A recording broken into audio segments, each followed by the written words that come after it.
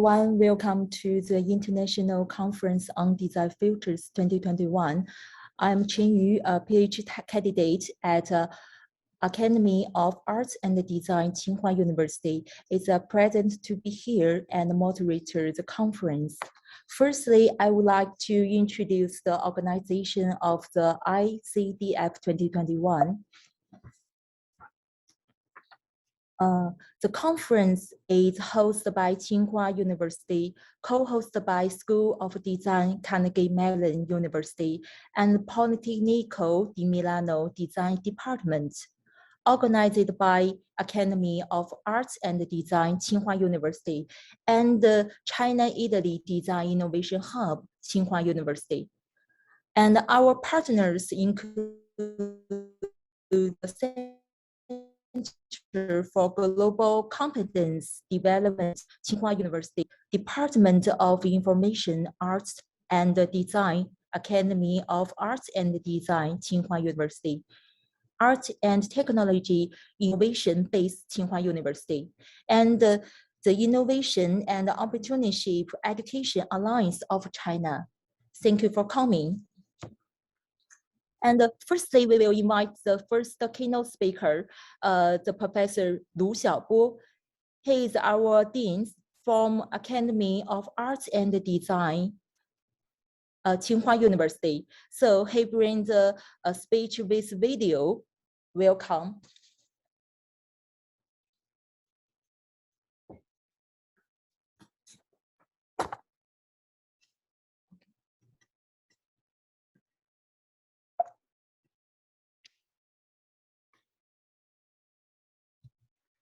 So, distinguished guests, ladies and gentlemen, dear professors and students, our online friends, good afternoon.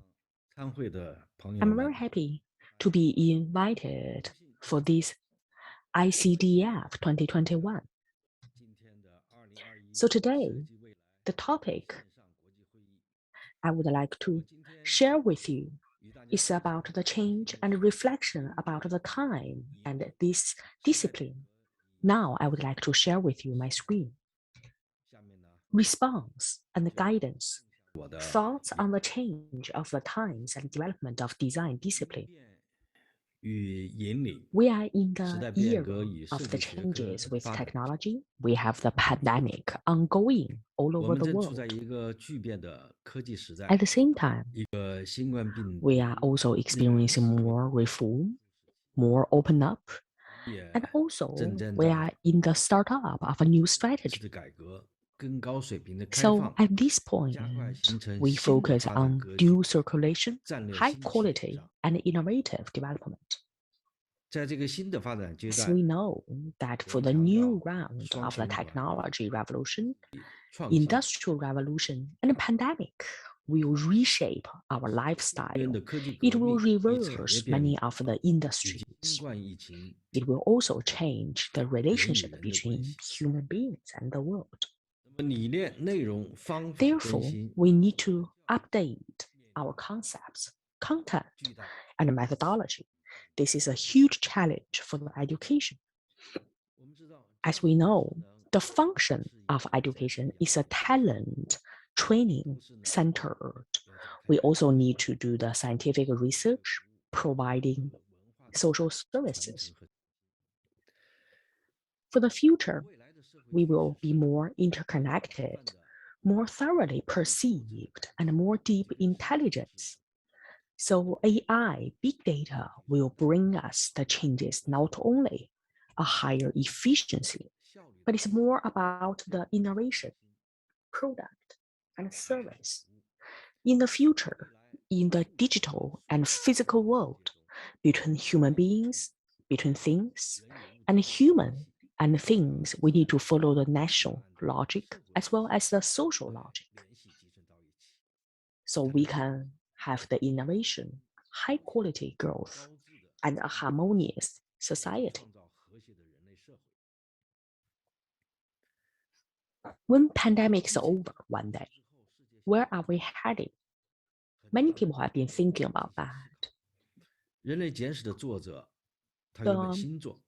The writer of the brief history of humans, Yuval has another new book that is called The World After Coronavirus. He said we need to make a choice whether we want to be united together or we want to be segmented. We need to be inclusive, united, collaborative, and win-win. That is something for the future. Because before everyone is safe, no one is safe. Therefore, we have started the unprecedented reflection. And for the education of the art and design is also greatly challenged. We need to respond. We need to guide. The change of educational ideas with a new technology and a new era have experienced a lot. Traditionally, education is about to teach, to transfer the knowledge, or it's more about a passive knowledge transfer. But nowadays, the education is more about discovery, analysis, and to solve the problem. It stimulates students' creativity, is more interactive. So the significance of education is something we have been thinking about. The value of the life is a happy life and contribution. So education is to make people more outstanding, personality more completed, and education can improve the capacity. It should also make people more enlightened. So for the universities, I think it is where we have the liberal thinking and independent ideas. So history has told us that for any of the technology innovation, we always have the innovation of the social science. So for example, the new social science, this is needed for the China to have a new reform, more open up. It is also needed for the technical revolution and for people to change their mind. We dedicate to have an innovative transition of the traditional culture. And for the social science, they should be more integrated, more timely, and also that to have more influence of this from China. In China, according to the catalog of the universities, 8 disciplines can be considered as a social science: philosophy, literature, history, economics, law, education, management, and art. Design as a sub-discipline of art, there are about 2,000 universities have the major of the design with 1.3 million students and 175 master's degree discipline and 20 major with a PhD degrees. And this year, there are several new universities and disciplines joining this pool. That's why we need to explore in the future direction and curriculum. I also would like to review what is design. Design is an overall name. It can take anything of the target, planning, and practice into a design. So design here focus more on the target and the planned integration and innovation. And design is the prerequisite for the beings. The design shall serve the economic and social development. It should also generate value. So for the major of design, when we talk about the future of this discipline, we need to provide guidance. We need to respond to the social demand. In the future, when responding to the challenge, we need to be more confident about our culture, our tradition. And cross-cultural interaction is what we need to do at this era. We hope that our talents, they can have a passion, be innovative, they can have a profound knowledge of the background. The design education needs to have the new concept, new methodology, new curriculum, new technologies. So we always say that for the universities, that we need to consider the future implication, especially that the first disciplines, the top level of the universities, we need to focus on what the country needs. And the top university, top disciplines, I think that we also need to consider the level of the education, the quality of the talents. At the same time, the academic research and the social service shall also be included. We shall also revise our curriculums. So for Tsinghua University, we have been implementing this 3-in-1 human training talents. That is a value proposition, capacity building, and knowledge transfer. So what is the value and the role of design? The task of design is to solve problem. Design is a means of balance and a process of relationship coordination. The value of design is creating value in finding solutions to weak problems. What is the problem?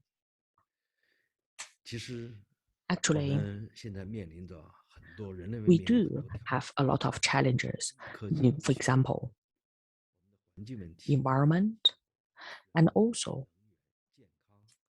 unbalanced development, the climate change, etc. So actually, I shall say that what is a human? When we talk about the human-oriented development, when we talk about the sustainable development, it should be from the intergenerational perspective. At the same time, we shall also consider from the perspective of today's world, from different countries, regions, nations, and cultures. At the same time, what is the human? The human is individual, group of people, society, or this is what President Xi has proposed, a community of the shared future of mankind. The value of the design has evolved from to follow to the serve and to lead. With different times and different social backgrounds, the core task of design has been evolving. We know that in the primitive society, in the slave or feudal society, industrial society, or even the information society, for the designs, all the focus has been changed depending on which era you were in. For example, Bauhaus as the example of the modern design and education. It is a birth of the modern design education. It has set up the industry-based design standards and aesthetic principles. It has laid a solid basis for the modern teaching. Also, another example, after the Second World War, that in the United States, that design has proposed this value innovation theory and a business commercial design model. For example, Raymond Loewy is one of the most successful commercial designers. In Germany, the cases we have, the Brahms, Dieter Rams is the master of the industrial design in Germany. And he is also the creator of new functionalism. He has set up the 20th century industrial design standard to make it poetic, moral, enduring. And he has set 10 standards of the design, which I think is still very practical nowadays. And when talking about the modern society, the design, the sustainable design, it has also evolved a lot. For example, at the very beginning, green design to have the low impact material and energies. And then eco design, the product life cycle design.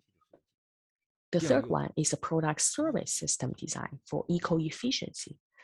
And the fourth one is the design for social equity and cohesion. So nowadays, after the pandemic, people have attached great importance to the public health and health. So everyone start to think about how to reshape the way of human life. So what do the designers do? For example, the protection of the environment. We need to leverage the natural resource. For example, bamboo is a very environmental natural resource. It can be applied in many sectors. It is said to be the next trillion-dollar industries. Also, we need to do something good, and we should be humble and loving the goodness. We know that the design has developed very rapidly, but we also have a lot of disadvantaged group. For example, in university, in our School of Art and Design, our students has attached great importance to the disadvantaged group. Together with UNICEF, we have held several rounds of the Youth Innovation Forum, as well as the Global Innovation Center, targeting at disadvantaged group. And when pandemic happened, many universities and design institutes have contributed. For example, MIT has been the first to develop that the $100 of the breathing and inhaler machines. And in China, there are many technology companies to develop their new technology, for example, robotics for the quarantines and disinfection. Of course, Amazon's audio assistant, Alexa, can help the user to make a judgment whether they have been infected with COVID-19. Another one is about the touchless distribution. Another one is that in our school, Professor Zhao Chao and his team has designed a research institute of the healthcare innovation. They focus on the health industries and also some R&D. So this time, during the pandemic, they have been working with some academicians to develop some of the fast test toolkit, which can be widely applied. But of course, we also need to remember that the beauty is something that we have always been after as designers. So beauty is a kind of the value and also is a kind of the undepleted resource. So the taste can make us become independent and diversified because the beauty can really be attractive. We also know that design can improve the fashion technology. See that many high-tech companies, they are very closely related to fashion and aesthetics, and they have achieved great success. In addition, we know that the digital economy will be an important driving force for China's economic and social development and the technological transformation. And a report analysis of the current market situation and development prospect of China's digital economy industry in 2020, it is said that the market scale will reach 60 trillion in 2022. So with the continuous improvement of intelligent devices and IoT technology, the Internet of Everything is gradually becoming a reality, and the application of Internet is increasingly realized. So it will bring great new possibilities for designers to display their talent at any time, anywhere. And of course, our knowledge structure is also facing severe challenges. We know that the world's major brands, including many first-class enterprises in China, are realizing comprehensive informationization and digitalization. For example, digital twins of production, digital twins of products, and digital twins of performance, mature production of products, and integration of actual production and the products are not slowing. So it is not only in our manufacturing industry, but also in our new art forms, new art paradigms, and all aspects of graphic design. We also use the software tools of virtual reality to develop new design products in a virtual environment. Then let's talk about the development of capability, because the development of capability is very important. So what are the core literacies in 21st century? The international cooperation deepens the, so we see that the China Education Innovation Research Institute and the 21st Century Learning Alliance of the US have put forward a 5C model, including understanding of culture, the critical thinking skills, innovation skills, communication skills, and cooperation skills. So what are the innovative personality traits? I think imagination, association, change, integration, observation, and the persistence are some of the features of innovative personality. Then there is also a very important thing that we should break down the barriers of disciplines to cultivate interdisciplinary talents. The integration of disciplines is a general trend of discipline development in recent decades. Unfortunately, many of our universities' design disciplines still have the phenomenon of low discipline level, independent colleges, or they are set up as a professional college, small discipline capacity, and etc. Then the intersection of disciplines is often the new growth point or new growth drivers for disciplines and the science. It is the same for the design disciplines, which may lead to knowledge innovation and major discipline breakthroughs that's promoting originality and industrial innovation and helping to solve the new challenges faced by the humanity. So in the new development age, facing new development goals, it is necessary to accelerate our development and the cultivation of interdisciplinary talents, and also to rigorously advocate the intersection and integration of disciplines. And the innovation of design discipline and the greater development of design discipline need more and more transdisciplinary integration in a wider field and at a deeper level. In fact, interdisciplinary talent training has been put forward for a long time in the world. For example, in the 1986 American Undergraduate Report on Scientific, Mathematics, and Engineering Education, they put forward the program. They put forward the suggestions on the integration of science and technology, engineering, mathematics, which is called STEAM, STEM education. And in 2007, the Royal Science Foundation of the UK integrated art discipline into the STEM education. Also in Tsinghua University, we set up some interdisciplinary projects and programs, such as the Interdisciplinary Project of Information Art and the secondary degree project of Industrial Design and Digital Entertainment, and etc. In addition, I think creative design research can also promote the cultivation of talents. The industry, university, researchers, integration, participation in knowledge creation, entrepreneurship, and service to the society are very important. What we have been doing at Tsinghua University is that we should stand upright and to educate people. Stand upright means that we need to focus on the frontiers of the disciplines.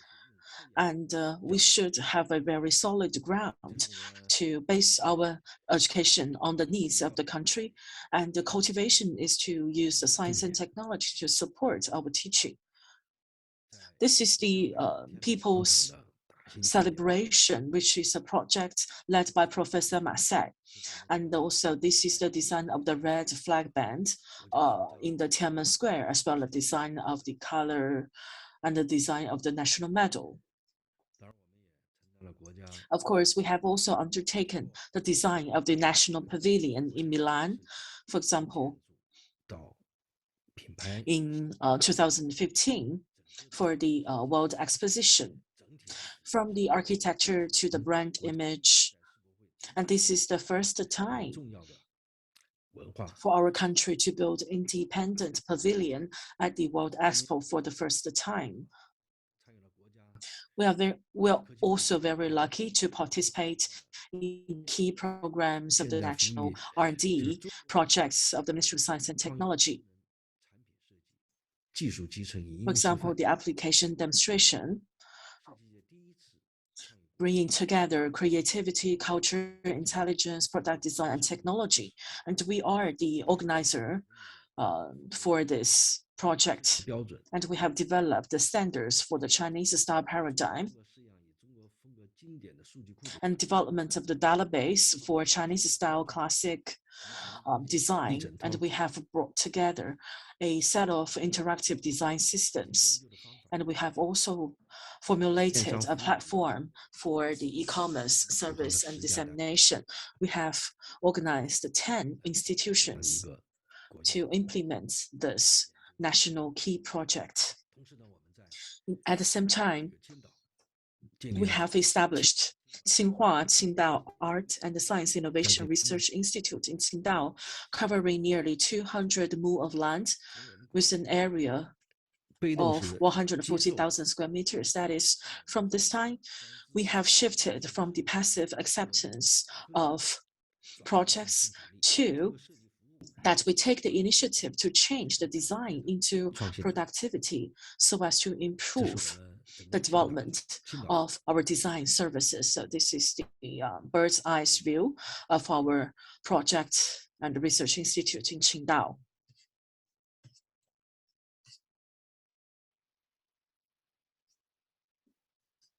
At the same time, I think the development and the cultivation of students' ability is very important. It is very important to develop them into the top-notch innovative talents with global competence, so as we can carry out research to serve the country and the world, comprehensively enhance the capability of international school operation and to improve our global influence, so that our students can have global competence and they can have very smooth exchanges of communication with world-class counterparts.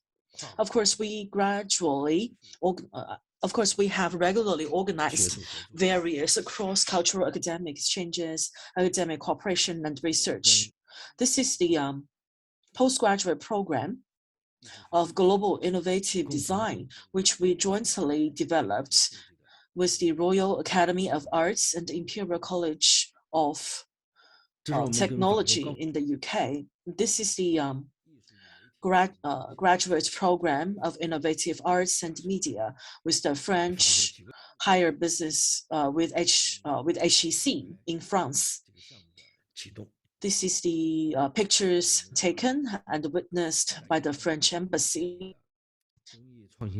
This is the China-Italy innovation base that we established in Milan, Italy in 2018.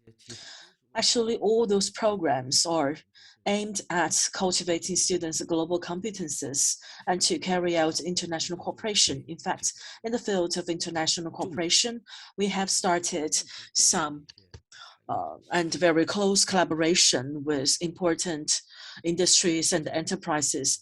This is a cooperative project with Boeing company that lasted for nearly 10 years. This is the design we have provided to the classical edition of BMW 7. And all those designs are based on China's traditional competences such as ceramics, embroidery, and etc. All those are very typical and classical Chinese skills which have been included into the modern manufacturing. And I think it is a very good exploration of integration, achieving very good results. So now we are embracing new information, new opportunities, new challenges in the technology era. But how should we respond to that? We need a certain kind of pattern or law. For example, when we were hit by COVID-19 pandemic, we immediately launched the integrated teaching, bringing online and offline teaching experience. Our graduation design exhibition is also exhibited online, and it has achieved even better results online than when the event was held offline.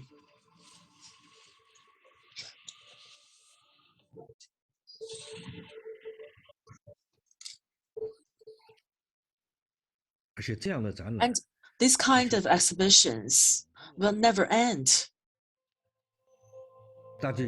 As you know, not so long ago, we held the Tsinghua International Conference on Arts and Design Education. Congratulations on the opening of the 2021 Tsinghua International Conference on Art and Design Education.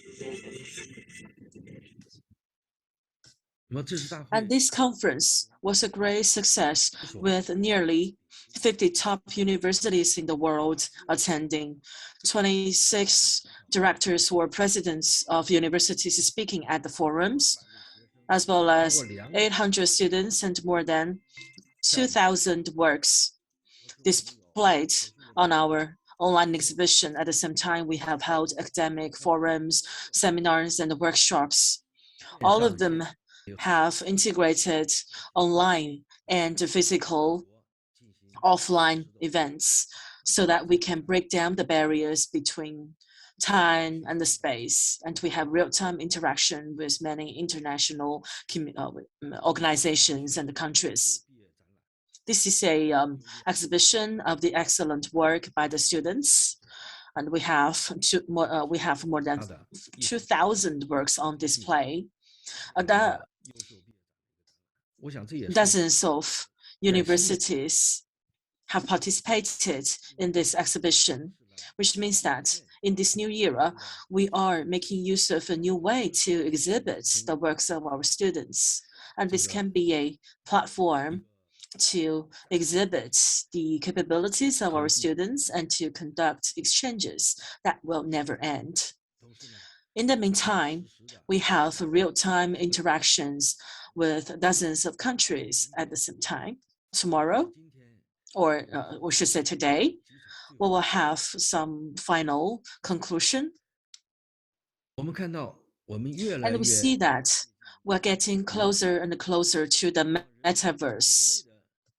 The expansion of the dimension of human existence, that is the comprehensive environment that is expanding. And the expansion of human sense dimension is also expanding. So that is the concept we call meta universe.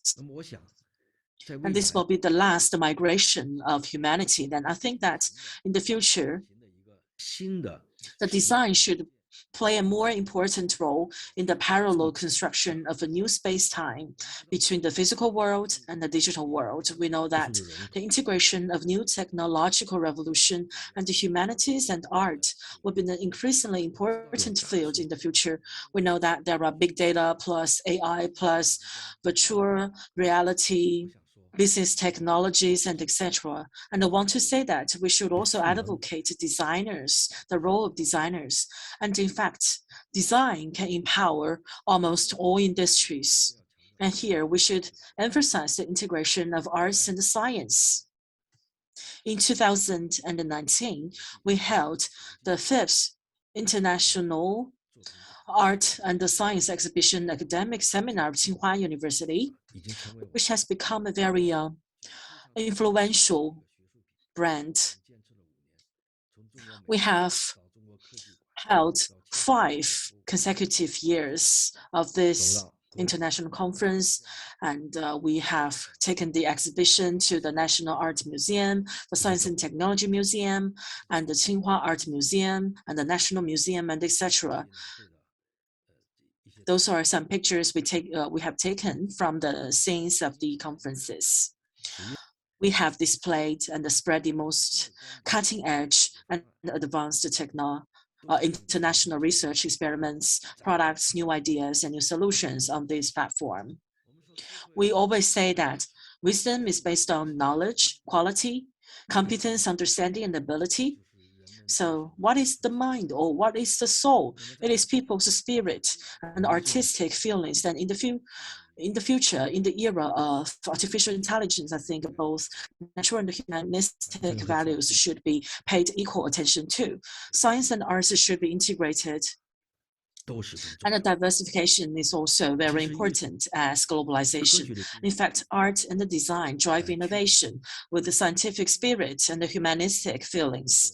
Therefore, the integration of arts and the science is a philosophy upheld by the Academy of Arts and Design of Tsinghua University.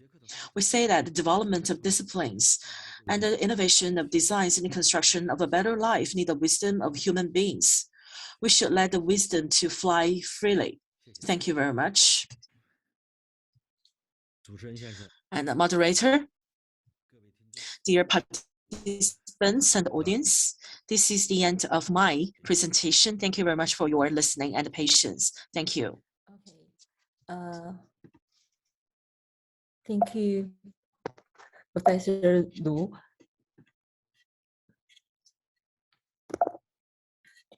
And thank you, Professor Lu.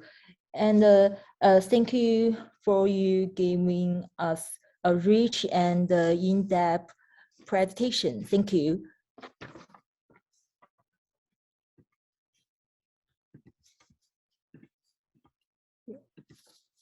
Okay, let's move to the next session of the International Conference on Design Futures 2021.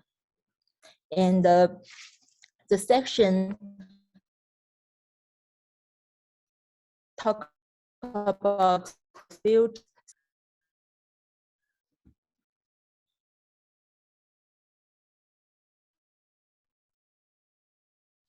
is a coordinator of design for social innovation and sustainability lab, Academy of Arts and Design, Tsinghua University.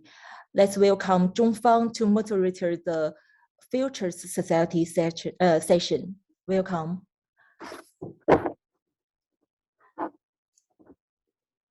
Muted. Okay. Thank you. It's my honor to be the moderator of this Future Society session. And I would like to have a little introduction of this session. Under the vision of globalization, the clash of civilization, cultural exchanges, and the collision of world outlook, as well as the uncertainty that comes from different dimensions, including collectivism and individualism, government and private ownership, access to and trust in data, individual freedom and the public interest require us to redraw the multiple future scenarios of a shared value society. And in this session, we will have four speakers. And now I would like to welcome our first speaker, Phil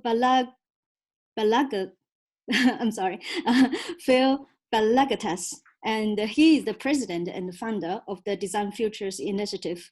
In fact, Phil is a designer based in San Francisco and have more than 20 years design practice across the business and the nonprofit sectors.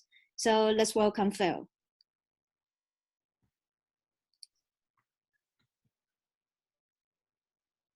Hello, ICDF. Thank you for inviting me to speak at this conference and on this panel called Futures Societies.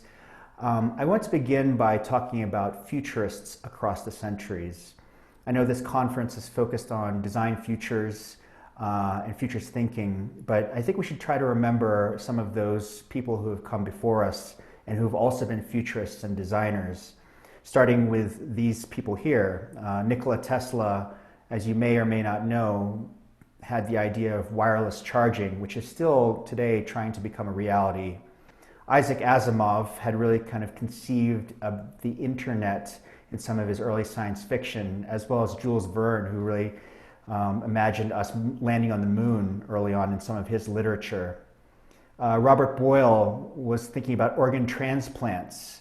John Elfrith Watkins was thinking about digital video. Prince Vladimir Odevsky was also talking about instant messaging. Ray Kurzweil, who is a futurist and is responsible for the Singularity University, was really thinking about the cloud and the internet and how it operates within the cloud way before his time. And then Bill Gates was also thinking about smart homes and smart devices before we even had Alexa. Now, my point here is that futurists have existed for many centuries, and they've been very forward-thinking people. They were way ahead of their time, and they were dreamers. They were also analysts and scientists. They were creative people. They were trying to be very optimistic about the world and entrepreneurial. Some of them created businesses, such as Bill Gates and Microsoft. Some of them lost those opportunities, such as Tesla and Edison, as they were competing for taking hold of the electricity market. But they were also innovators and leaders at the time. But they might not have been considered designers at the time, but they really were the designers of tomorrow. They were designing visions of tomorrow through the technology that they were researching or thinking about or writing about in their literature. I've been using these postcards recently in some of my recent talks. These are a series of postcards created by Jean-Marc Coetzee back in the early 1900s. Him and a series of artists were commissioned in France to create these postcards which envisioned the year 2000. These were visions of the future. And these postcards were included in some of the cigar and cigarette packages of the day. Now, it's really interesting to see how they looked at the future through technology as well. Here you can see an electric scrubbing robot, which could be very similar to the Roomba and the iRobots of today that are cleaning our floors. This next one is a school scene. And it's kind of funny because we don't really know how these headsets worked. If you look very closely in the corner, you can see this professor grinding up books. So we don't really know what they were thinking at the time or how that information got from the books through maybe osmosis into these devices, into these students' heads. But we knew that they were thinking about the possibilities and the scenarios within which technology could be used. This next one is a whale bus. If you look these postcards up on the internet, you might find a lot of visions of underwater scenes. I'm not really sure what was going on in the early 1900s where they were so fascinated and obsessed with water, but here's one instance where they're thinking about transportation by harnessing the power of a whale. Now, back then, we don't really know how people were consuming these visions of the future, if they believed this is really what the year 2000 looked like, but it was an attempt to look at the future. And some of them very comical, and some of them maybe very innovative at the time. Design futurists are doing the same thing, but we are not the only ones thinking about the future. Our future vision postcards might look something like this. This is the postcard vision of the future that Elon Musk is creating with SpaceX and the Mars colony. They are creating these illustrations of what it might look like on Mars once we actually get there and start to populate that planet. In entertainment and media, this is Ready Player One, which was a book first, but then they created a movie. Steven Spielberg created this movie. Now, there's a lot of talk about the metaverse and Facebook now becoming branded Meta and investing in the metaverse. And as far as I know, the best way that I can see to explain the metaverse today is to say, go watch Ready Player One. Now, granted, there's a hero's journey in this movie, and it really talks about a particular, maybe dystopic scene, but you can see how the people in this movie were interacting in this virtual universe, going to school, shopping, and living and playing games in this place. But again, it's a signal of what could be to come and the potential threats that we might face with the metaverse. It's a vision of the future, right? That someone has specifically designed to show us what it could be. Critical design can also be looked at as a vision of the future, right? Here's Paul Gong, who is a graduate from the Royal College of Art. which is where critical design was born, right, with Dunn and Raby. This project was called Human Hyena. I've been showing this project a lot recently, but Paul Gong's vision was, what if we could harness the biology of the hyena? The hyena is a species that has a very strong digestive system. And so he proposed, what if we could use synthetic biology to create new bacteria and new ways and new tools, much like the hyena, for eating? What would those ceremonies look like? What would the tools look like if we could actually extract nutrients and vitamins from soil and garbage the way that the hyena as a scavenger is able to do? This other project by Qingying Yang and also Shihan Zhang is called Skin Drive. It operates on the premise that the digital universe could add some 175 zettabytes of data per year by 2025. Now, a zettabyte is 175 plus 21 zeros after it. That's a massive amount of data that we think might be in this digital universe in the next 4 years. The process of DNA storage combined with the DNA synthesis and DNA sequencing and storing that data on these nanoparticles is a reality that we're working on today. And so their vision was, what if we could store data on the skin? What might that look like? Again, a technology that's being researched today, pushing forward into the future, and this is the new type of postcard, and it's very, very exciting for us to think about ourselves as these futurists and future visions. Some of you might remember this short video by Keiichi Matsuda called Hyper Reality, which envisions this hyper society using augmented reality or augmented glasses. And it depicts a person walking through this world that's so saturated with marketing and consumerism. And, you know, we don't know if that's what the augmented reality universe might become, but we understand this is how it could be, and this is how crazy it could get. And I love this video. I just dug it up recently again as we're starting to talk about the metaverse. And, you know, again, it's a nice warning also to the type of saturation and commercialism that could erupt from this new platform that's being created by many companies like Facebook, or even the gaming platforms like Fortnite and Animal Crossing. But our visions of the future are definitely evolving. We have many people who are futurists or future thinking, and that's great, because that means more work for us and more participation for us as designers. And I think that there really is a place for designers at the helm, at kind of helping define society's interactions and products and services. And I think we have a lot of opportunity here. And again, I'm not only speaking to the designers, I'm speaking to the strategists in the room, the product managers, everyone who's involved with designing the future. And I think it's really great that even with COVID, even though COVID is sort of it's a negative thing, it's a pandemic, but a lot of people are now starting to really think about post-COVID and resiliency and how do we use futures thinking and strategic foresight to think about our future so that we are not blindsided again by something like a pandemic, so our economies don't collapse the way they have in certain areas of the world, and that we can be a little bit more proactive about how we do things today. So I'm going to move on to talk about the Design Futures Initiative. This is a nonprofit that I had formed back in 2015. And we exist to advocate and to educate around futures thinking, including strategic foresight, speculative design, design fiction, and all the other manifestations and approaches for thinking about the future. And it really was born out of my own personal interest in speculative design and to really just tell the world about what speculative design was and the power of it to be used as a strategic design tool. The Design Futurists Initiative does 3 things today. We have our conference, our annual conference called Primer. We were fully online last year because of the pandemic and this year, but before that we were an annual in-person conference. We had one in the United States and we had one in Europe. We're also a community.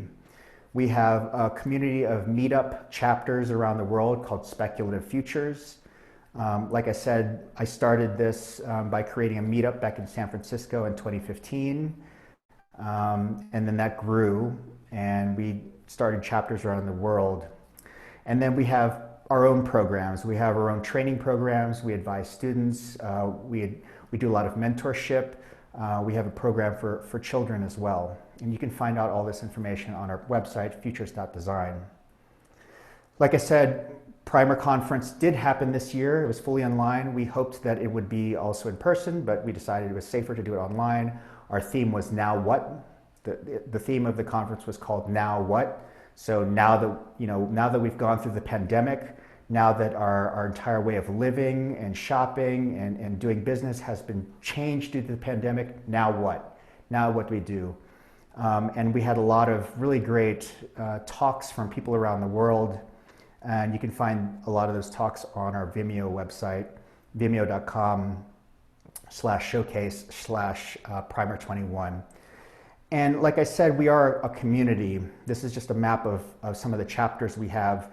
And to show you how much we've grown, in 2018, we had 6 chapters. And today, as of today, in 2021, we have over 75 chapters. I think that number is actually 80 plus now. Like I said earlier, we have a youth program, a program for children. This is a program that we started a few years ago where we were really interested in working with children and teaching them futures thinking. We started with at-risk youth, working with the Boys and Girls Club in San Francisco.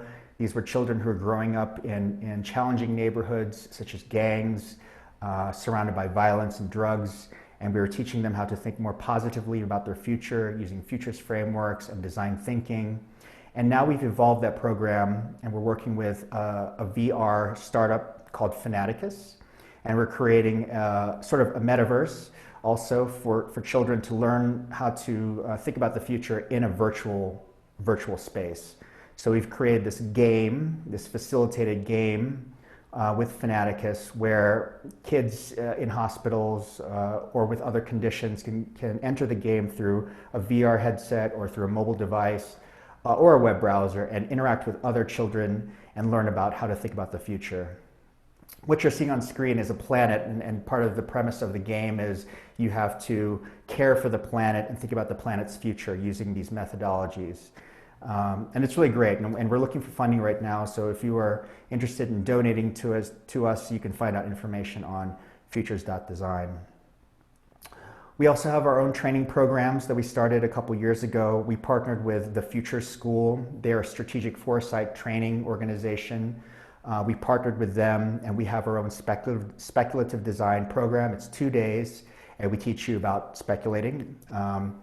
And we have our own framework and everything, and we've been doing that all this year, and we have a really great program set up for 2022 as well. The Design Futures Initiative has had the opportunity to work with a lot of large organizations, such as the United Nations, specifically the United Nations Department of Political and Peacebuilding Affairs. They approached us a couple years ago after the director attended Primer and said they were interested in working with us on a Futuring Peace competition. So we ran a competition and asked people from the community to submit ideas for how we might think about the future of peacemaking. Now, when I say peacemaking, it doesn't necessarily mean military. We're talking about how do we enhance the peace accords or the negotiation meetings where 2 countries come to the table and think about how can they live in peace, whether it's pre-conflict, post-conflict, or to continue to collaborate as nations. So, you might want to think about how can we use emerging technologies in that, and one of the projects, this one called Natural Intelligence, speculates on how we might listen to nature and the environment and have nature be a part of the peacemaking process.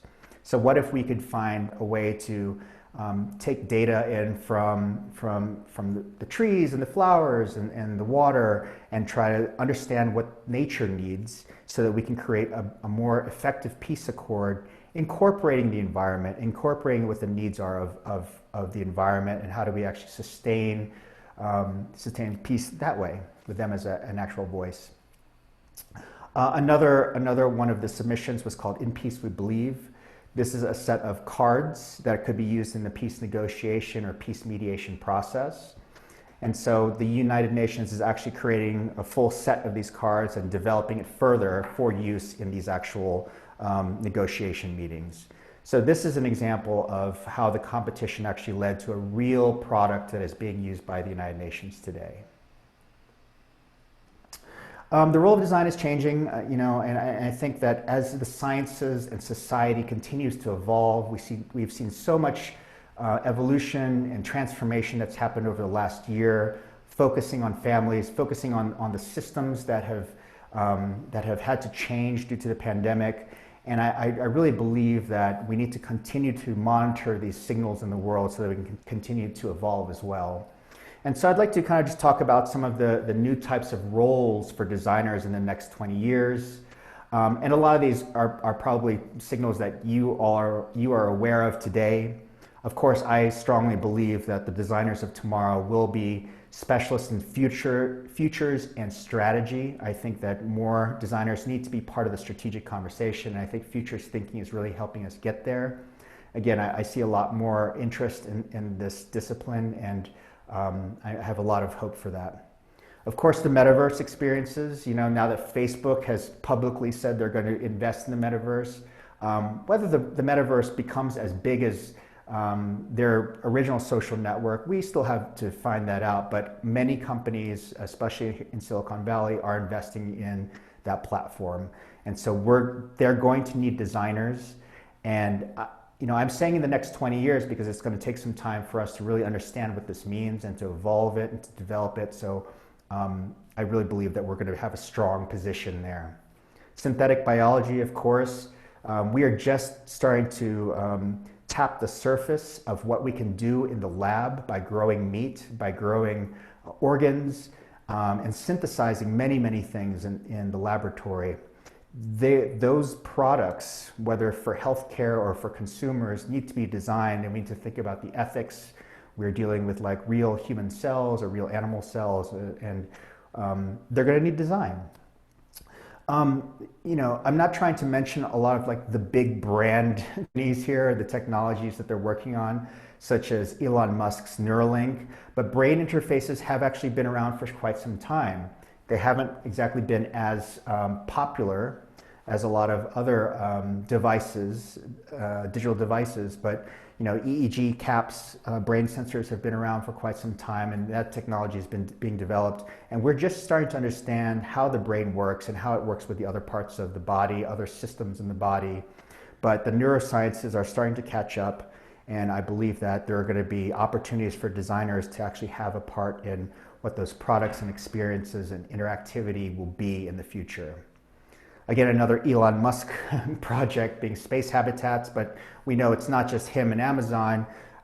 Nations are really investing in space tourism. There are a lot of other startups that are coming out right now to invest in space tourism, not just Amazon and SpaceX and NASA, but a lot of other people are trying to develop what those experiences might be, not just within our own Earth atmosphere, but also on Mars. These last two I'm going to mention because I think there's a lot of potential in trying to understand what this means, the implications for us as a society and artificial intelligence. So behavioral engineering, we all understand sort of the how artificial intelligence can work for society and against society. And we are engineering the behavior of artificial intelligence today, so that does definitely take some design, and there should be some conversations around ethics and how we design artificial intelligence. But those artificial systems are also going to have an impact on us as a society. We all know this. We've seen a lot of movies and we've read a lot about the potential negative and potential positive impact that AI can have. But that AI will actually be engineering our own behavior. How do we look at the aspects of how AI can design our own behavior in turn, and how do we actually become more experts into designing the right behaviors, whether it's the right behaviors of AI or how it impacts us? How do we use AI to design our behaviors in the most positive, effective, and optimistic way possible so that it benefits the rest of society? So that reciprocal idea of behavioral engineering is going to be something that we'll probably need to look into deeper as we develop those systems. And finally, policy design. This is a topic that I've been really interested in over the last couple years. A lot of us don't really understand how much policy is around us. Policies can be everything from terms and conditions, the agreements that you have to scroll through and press OK, I agree, so that you can enter a website or use a digital product or a physical product, whatever it might be. Those policies are not necessarily designed today.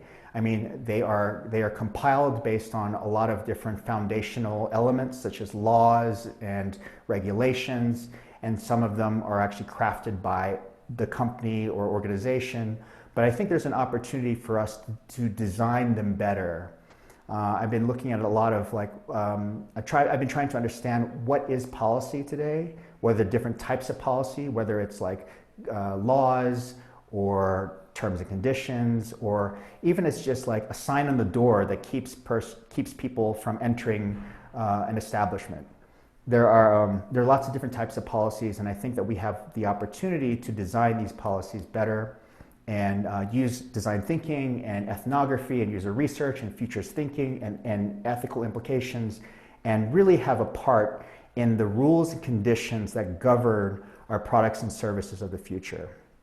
So if you're interested in any of these topics, or if you agree or disagree with me and want to have a conversation, please by all means contact me and educate me as well. And I'd love to talk to you all about some of these prospects and visions of the future as well.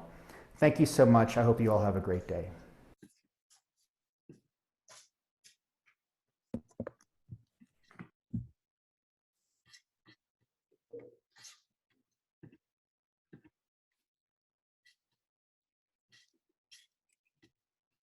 I'm supposed to turn my video on now, right?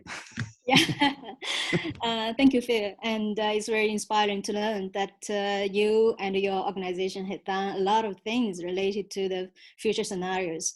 And I'm very much curious because we know that San Francisco and the Silicon Valley, actually a lot of work related to the future technologies are highly commercial. And however, you are the founder of the nonprofit organization. I would like to know that whether you have any plan or program to have this nonprofit or profit collaboration in the future, or if you have, in which way you would like to achieve this? A nonprofit, basically in the United States, means you don't make profit. Yeah, so exactly. a lot of what we do is charitable, mm-hmm. and there are a lot of conditions on who we partner with. But we've been working very hard on trying to form partnerships with other organizations such as the United Nations and KEDGE. But yeah, I mean, we have a lot of vision. I truly believe that organizations of the future are going to be a lot more collaborative. I think there's a lot of corporations who are very brand heavy and, you know, just really kind of like to create conglomerates and kind of eat people up. But I think that our future really needs to be about working together. So my answer to the question is yes, hopefully. We have been thinking about a lot of potential partnerships, but we're also trying to assess what can we do as a charity for the community. And so we're always trying to get people to submit and be part of the network. And hopefully, you know, there'll be more people within China who want to kind of join and create communities as well so that we can share knowledge. So that was a long answer. Actually, in China, we also would like to, we also know that this is very big challenge to have this intersectional collaboration. And we will see and how we can learn from you, and probably in the future you can explain more about this experience, this collaboration experience to us. Yeah, I think the problem to crack is how do we create more partnerships and use some of the money that's coming in for-profit corporations for some of the things for social impact. Because nonprofit doesn't get enough money to do this kind of work. And there's a lot of important work to be done in many places of the world. So we should be doing that. Yeah, exactly. I think that business is one of the most effective way of the replication of the innovation. So no matter in the United States or in China, I think that people are looking for the similar way of doing things. especially for this future scenario. Agree 100%. Thank you very much, and hope we can meet each other again in the future. Thank you everyone. Best physically. Thank you. Thank you. You too.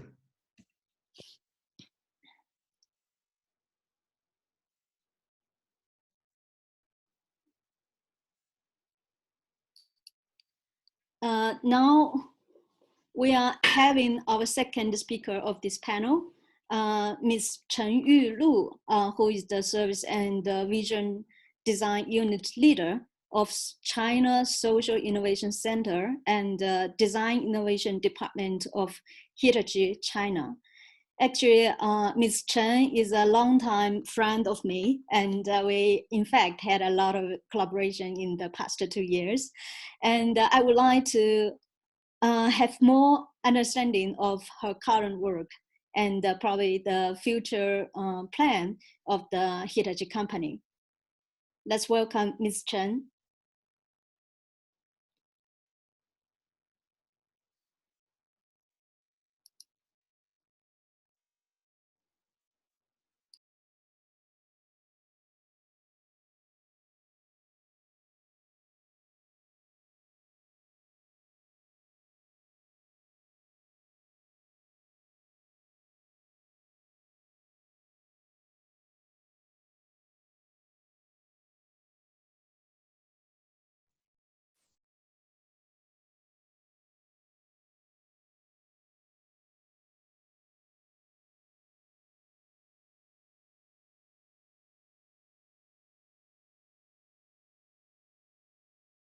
Hello.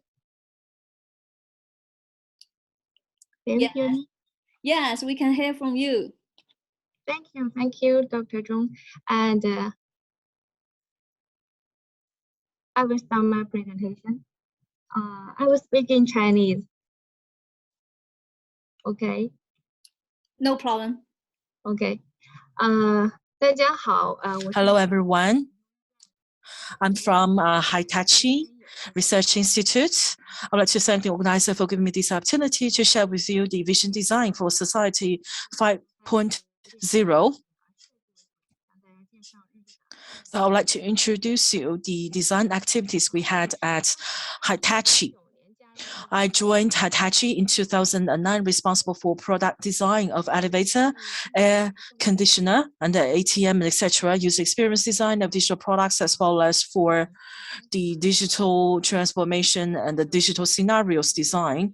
I also participated in the transformative design activities so that we can reiterate our value-based and the customer co-creation methodology. I'm a designer. I work for the Global Center for Social Innovation in China. So, and we bring together many experts from different sectors. So the vision design we do is that, so the design activities to suggest directions to create scenarios for future society. So today I'm going to introduce you the vision design and what we are doing at Hitachi. First of all, I would like to introduce you some background information about Hitachi. So it has a very wide range of products for mobility, smart life, industry, energy, and IT. We provide these solutions to increase the 3 values by 5 sectors, business and technology solutions. For example, the social values, environmental values, and economic values.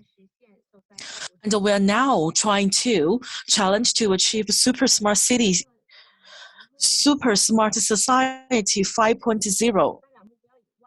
In addition to the SDGs of the UN, the government of Japan introduced this Society 5.0 concept. From Society 1.0 to Society 5.0, they have their names decided, but there are still many uncertainties. So according to the government of Japan, it can be seen as the what the system will be like in the future, and a society where everyone can live with vitality and in comfort. And the Society 5.0 is named a very creative society, bring together digital innovation, imagination, creativity, so that to address societal issues and create values, which means that this will focus on the development of imagination instead of just the productivity or efficiency.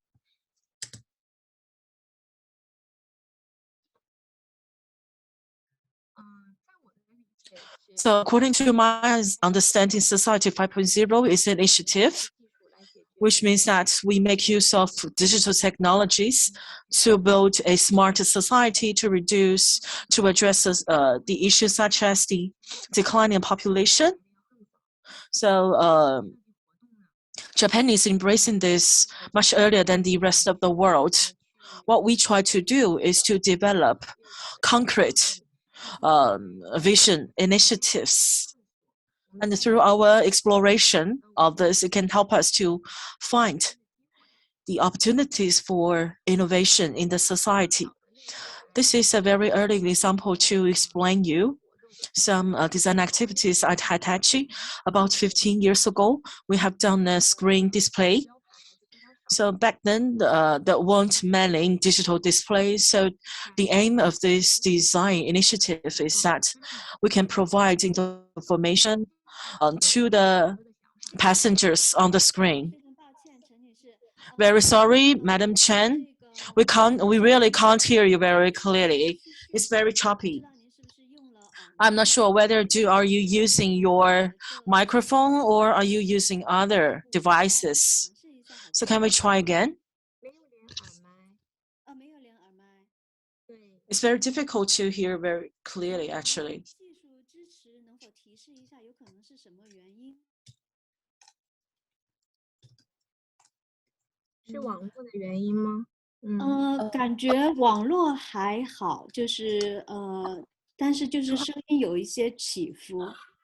可能稍微离那个麦克风近一点，或者离电脑那个近一点。OK， 好的，好。因为提醒一下陈女士，您的那个摄像头没有开。I want to remind you that you didn't turn on your camera. Yeah, you didn't turn on your camera. 好，我们继续，我继续啊。I will continue then. For this project, so the basic idea of this project is that for more people to access information, then the staff at the station can use the time for those who really need help. And the second example is from a shared vehicle service. So we worked with Nissan to propose that the Hitachi's role is to establish a IT management system, but with the involvement of our design team, we provide a new concept of service.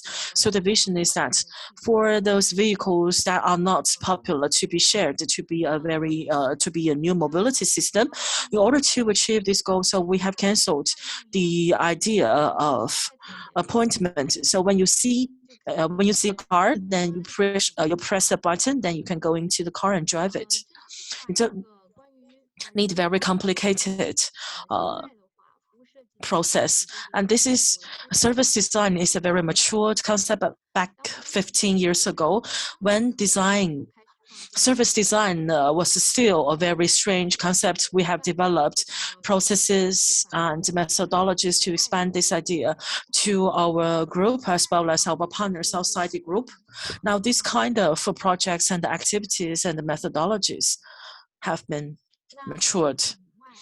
In addition to that, we are engaged in other vision design activities. So here today, I would like to talk about the main contents of vision design. Digital technology has made a lot of impossible things to possible. So we are now living in a very convenient age. We can do anything.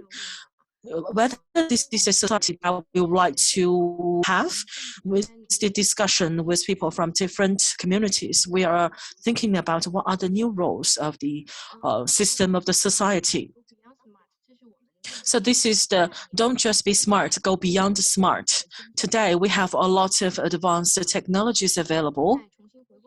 But when we look back our life, we have seen that those smart technologies can't help us to address all issues. And some of the issues have been caused by smart technology. So our goal is that we need to review and to create a something that is not just smart, but go beyond the smart, like what you can have seen that here. Before the Society 5.0 concept, Hitachi has been dedicated to the idea of beyond smart, in English, super smart society. But the idea of vision design is not super smart. Instead, we should create values beyond the smart. What are the key issues that we should address in society? And what the role the society should, the technology should play in the future. The infrastructure is not just to provide stable or secure services. So all those functions should be transformed. It is very difficult for us to say what is the paradigm or criteria for social innovation, or what is a social challenge. So what should be seen as social challenges? And vision design is not just to provide solutions at Hitachi. We should figure out what are the issues, and then we can try to solve those issues. So we should not just to provide the answers. For example, now all the countries are developing the microgrid technology to reduce CO2 emissions. Comparatively speaking, the vision design from the perspective of the humanity to propose a hypothesis. We talk about the advanced technologies, but from the perspective of the people's living, we would like to address the issue. We would like to develop a very human-centered or humanistic social system. With Society 5.0 require a reduction in large core infrastructure and increase in small flexibility infrastructure to address local social issues. So we think that flexible infrastructure is not just a small scale of the core infrastructure. The methods adopted by core infrastructure is to create a non-changing and a stable base for everyone to use, and for small and flexible infrastructure is different. It aims to create a flexible infrastructure or new habits for citizens towards a sustainable society, and to provide the basic infrastructure to our people. So in order to innovate in the society, we should talk about the role of flexible and small infrastructure, and how to balance the core infrastructure and the flexible infrastructure. Vision design can enable everyone to talk about and discuss what's our opinion about the future of society. It sounds simple. Professor Zhong Fang worked with us for a company like Hitachi. So the manufacturing companies can tell us what do they need. It's very difficult for us to voice our own opinions.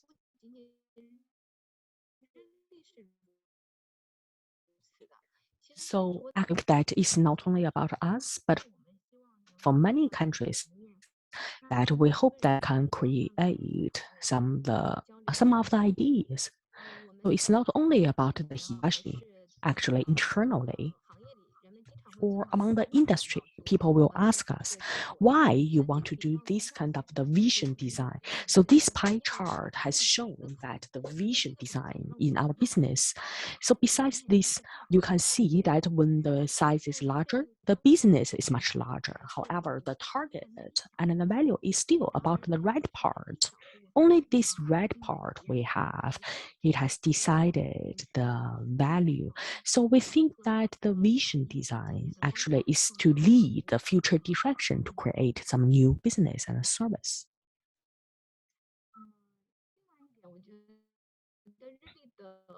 Also, I think that for the vision design of Hitachi, is that it's not like a single or the fixed idea about the methodology and others. We have the specific, the vision design teams. So first of all, that the first step is to capture the future. So this is to identify the people's ideas. And the second one is to envision the future. So that means we work with many different people that for this kind of society, whether it is possible, not possible, and also we can present the specific target. The third one is to create the future. So based on our ideas, we hope that we can create the future or with people from different places. So today, what we would like to invite about the capture the future and envision the future. So on the left side is our vision design, the electronic voucher. So many people say that the future cannot be predicted. Yes, I agree on that. So in the vision design, we want to use about the future methodology to explore the possible futures, the possible ideas. We have published this book about what is the crisis 5.0, and it's beyond the smart life.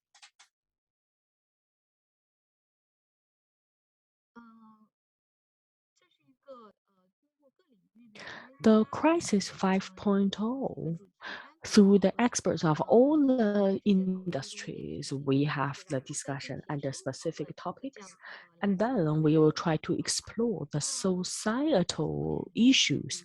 So crisis 5.0, it has been drafted by the professors from the Kyoto University to explore what will be the issues.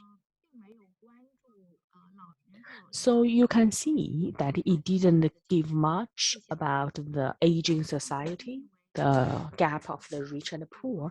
We have also defined it as the basic society, the human rights, the belongings of the people. When it is threatened by the outside, they are tended to be quite disturbed. There are three kinds of the possibilities that may be lost for the future, which I think that is quite transparent. And through that, we can understand about the future challenges. The first one is that you may lose something you can believe in. For example, some people may worry about after the efforts for many years, what we can get, the beautiful futures, it may be moved. The second one is that when we don't have something that we can no longer depend on. So for example, in the past, we may rely on the government and the large societies, and also the sense of the securities. The third one is that we can do nothing. That means when there is no human interactions, we can get everything we need. People have shaken their ideas and demand.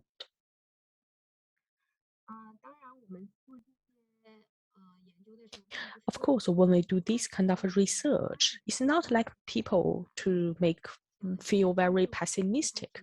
Last year that we have published a book, it's called The Beyond Smart Life.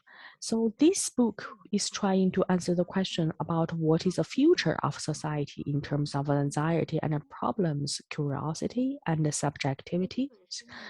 The future of the diverse knowledge of the Kyoto University and Hitachi research on the future of society. So it has also been based on the interview with 5 professors.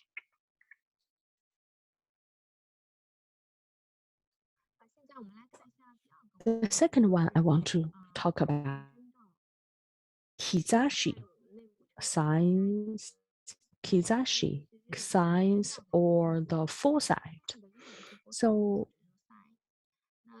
actually, it is a collection of perspectives that influence people's behaviors and values, and which may lead to people's thinking and acting in the way of the future. This was started about 10 years ago, and at that time, we have decided to take these kind of the activities as the visions or the foresight. Normally, we call it like the future foresight.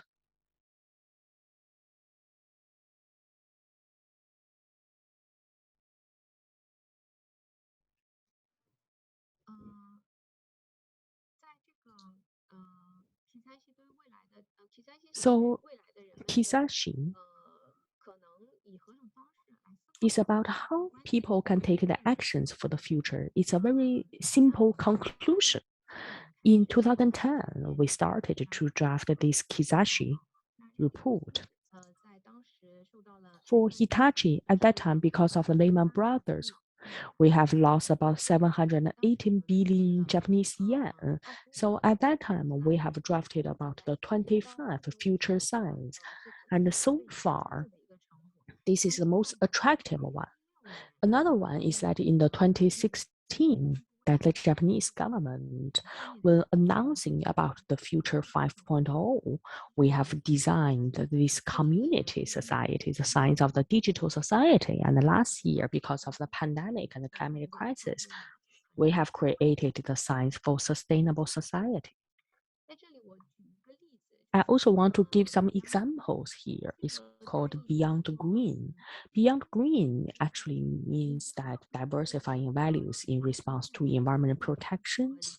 So sometimes the young people may point out that the environmental policies are not very reasonable. For example, that the Greta Thunberg Fridays for Future is not about a success or the failure, but I think that is about that in 2010, when we started to think about the new service and when the value proposition has changed. So Kizashi actually that it has is to think about the new social order and to bear in mind the change of the values of the people in the future. And I also want to say that last year in spring, we have Science for Sustainable Society. So you can think about whether you would like to see these kind of changes or not. In the science of sustainable development, we have 9 signs here. Climate change, ultimate normal life, demand for health, tangible cities, etc. So you can see that what is related to the future in order to make you better understand these 9 signs. I will take one example. This example is called the ultimate nomad life. So it shows that when people are more flexible in the place they live and the place they work, they can actually turn that into the different lifestyles. So for example, that when there is a stop of the social life or something that is unrelated to the productivities, their people's work will become more flexible, more agile, and we can also set up this kind of a mutual help network so we can more easily move to the place of my friends.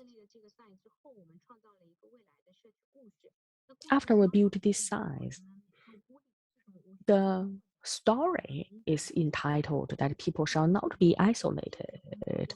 So now in the society, the part-time work is more and more important. And people are more engaged into their life. And also for other people like me, who is company centered, that through this kind of the sense of belonging, we feel secure. This is also very important. So in these communities, we have all these kind of the participatory activities. So for example, in the public transportation, it can also play an important role in the infrastructure. So I talk about the Hitachi and also the stories of the ultimate nomad people. And now we have also developed the keywords, for example, from use to involvement. When more and more people that work over this long distance. So then we have many people who are very flexible and they can do a lot of part-time or they are passionate for many industries.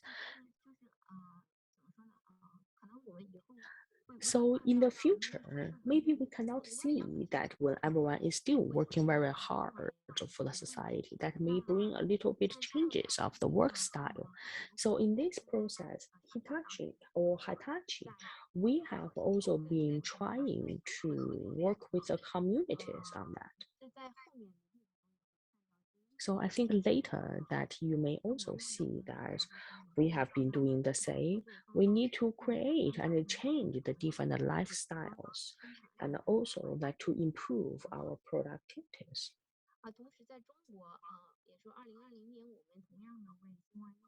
At the same time, in China, that for after the 2050, we have also done the research. So you can see that the link at the bottom of this slide. The third one is about the Trust 2030. This is about the trust between human beings by 2030. So through the different ways, and also we try to think about the nature of the trust. So for example, when we think about the big cities that we are living in, if we don't have the very good trust of each other, the life cost can be very high. And also that sometimes that we may use different ways to think about, to feel secure.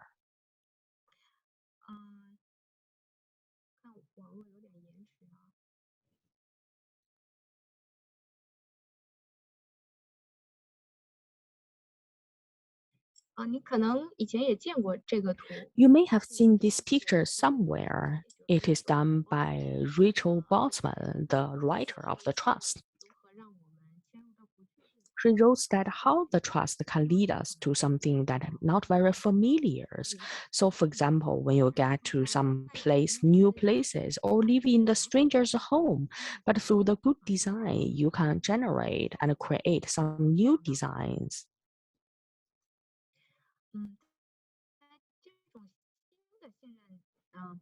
So behind this kind of the new trust, that we also have the technology to support it.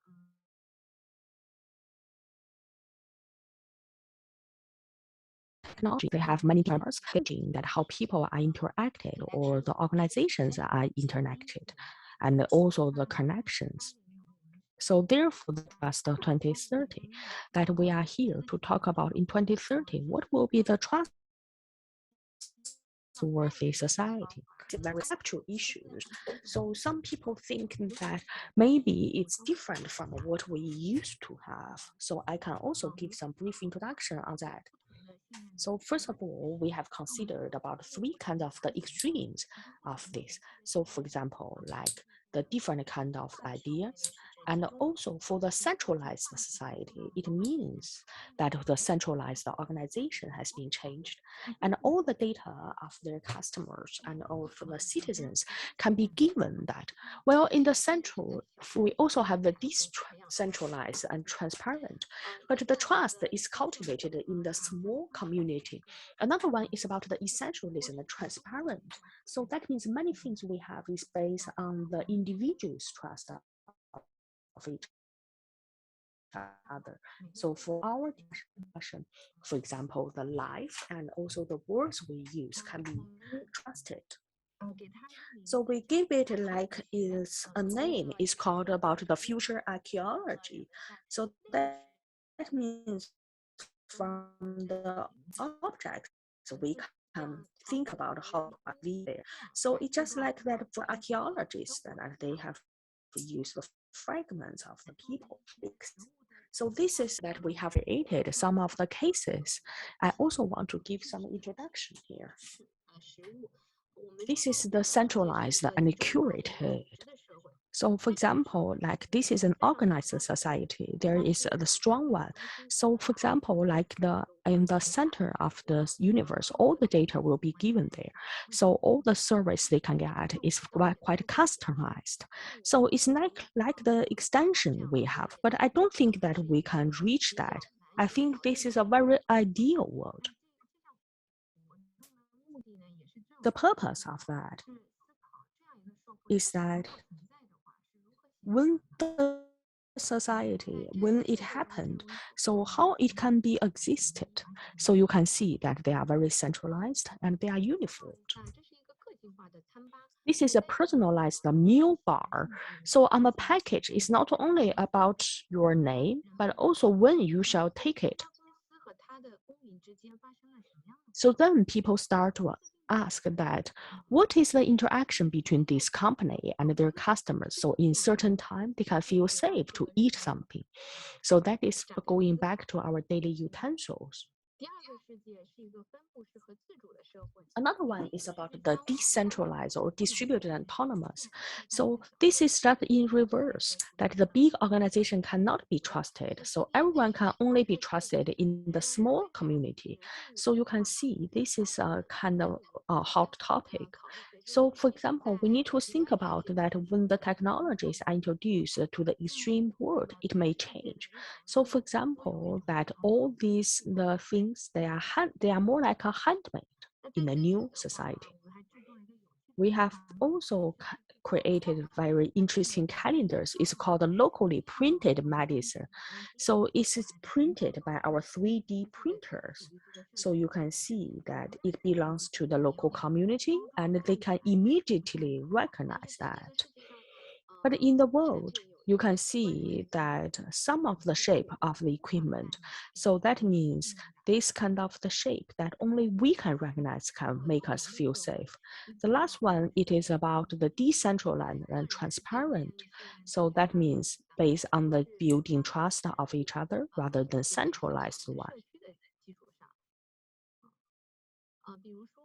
So for example, here that some of the products, the ID card, and it's more like a name card. Edward Mill is someone's name, but he also used his different skills to do different things. So we have been thinking that we need to think about why Edward can do his work, and then this kind of trust can be easily established. Another one is that our team has done another one that is about the 3 objects of the trust for the society. For example, the centralized and curated, the data-driven, and also we have the cycle of the change that is to replace about the currency, and ID for gig economy is to replace about the banks. And this one also shows that in the local community through the sharing that we can have the trust. The topic is that in the community, how you can spend the money there. So all these cases, we have the video. So if you are interested, you can also go to our website. Due to the interest of time, I think that I will skip some of the slides.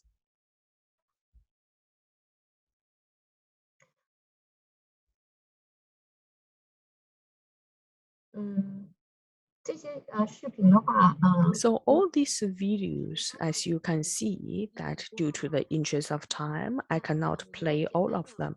I also briefly review that for this ID for gig economy, this case can be used as a very good example.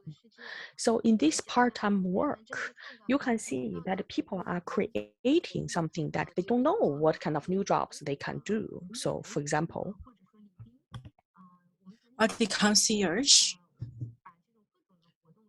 we used to combine all those different activities to display, so to show that everyone can show what they have done in a collective way to show to the others. So I have the qualification and I am qualified to work as a concierge for the people who's providing the service and those who are serviced, to show that how to evaluate our what we try to do is that establish the trust through the information provided.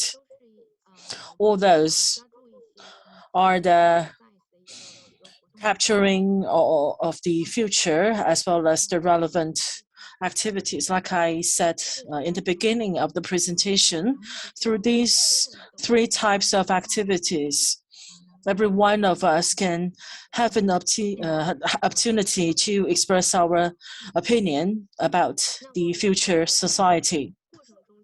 During this process, we have deeply realized that from society 4.0 to society 5.0, there are going to be many changes. When we transformed to society 5.0, the digitalization, infrastructure, internet, smartphones are going to change significantly in the new society.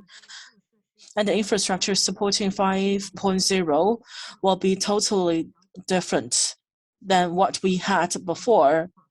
And we are trying to depict what the scenario is like in the future. And we try to communicate with the people from different circles. And we believe that Society 5.0 is a participatory infrastructure. What's more important is that in our vision design, what we have realized about assumptions about innovation and the services which are tangible to support the Society 5.0, especially the formulation of habits and the culture. Society 5.0 is also called the data-driven society. Without our habit to use the data, it is very difficult for us to utilize the data by describing and testing those scenarios. We would like to dive deeper into our visions about Society 5.0, and we find that it is very interesting to try to change the social system, and the new habits and the cultures are gradually developed during this process. So that's what I would like to share with you. Due to time limit, I have briefly introduced you about vision design. Last but not least, I would like to quote Riel Miller, the science fiction writer, here to make a conclusion. It is true that the future of China can be full of changes and risks, but never been so attractive like today. This reality provides fertile soil for the growth of science fiction, which means that we can be very bold, and we can be very bold in our imagination about the future society. I hope that the international conference or the International Conference on Design Futures can help us and to support us to make more breakthroughs while we are advancing to the future society. Thank you. Thank you, Madam Chen, for the sharing. And we know that Hitachi is a company with a very long history. So from your presentation, we discovered that Hitachi, in addition to its manufacturing industries, it also participated in many interdisciplinary and innovative fields. And due to, because we are having this virtual conference, which means that we can be affected by technologies, but we believe that we can find the relevant information on the website of Hitachi, as well as the QR code provided by Ms. Chen to find out more about the research on Society 5.0. Thank you. Thank you, Professor John.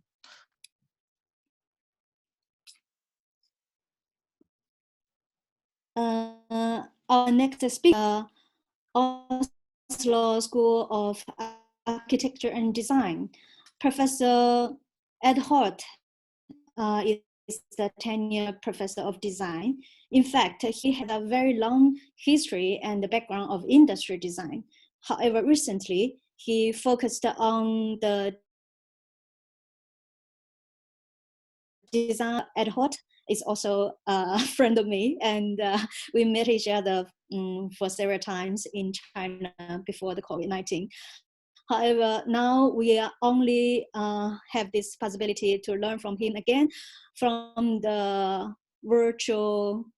virtual conference. So let's welcome Professor Edeholt.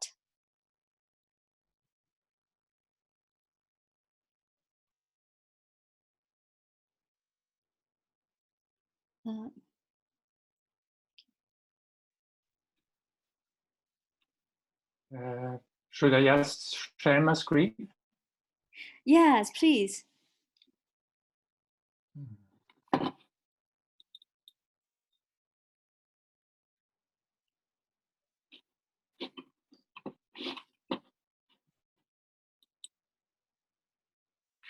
So, do you see it? Yes, perfect. Thank you. And yeah, as I said, nice to see you again, Fang. As you already said, I'm Håkan Edeholt, and I'm coming from the Oslo School of Architecture in Norway. And being in China several times under being affiliated to the Design Bricks project, and also. Excuse me. Yeah. Please full screen. Now we can. It should be full screen, or is it better like that? Yeah, exactly. This is perfect now. Okay. Now that was what I was asking for, how it was coming out. Okay. Thank you. Yeah. And yeah, as I said, I've been part of Design Bricks and also our own studio, the Fusion Studio, and we are very occupied, and that might differ a bit between the panelists before that. I will focus it very much on the kind of interface between climate change and design. And that is after working several years within industrial design as a tool for the kind of radical system change. That's obviously required by climate change. And this kind of drastic shift between what we have today and what will be the reality tomorrow, and how drastic that will be, I will come back to that. But I just try to get my swap screen here. So I will start with introducing, going a bit more into this with knowns and unknowns that the previous panelist was talking about. And what those non-knowns, especially within climate change, can tell us within design. But we also need to talk about the unknown unknowns and how we can address those in a designerly manner.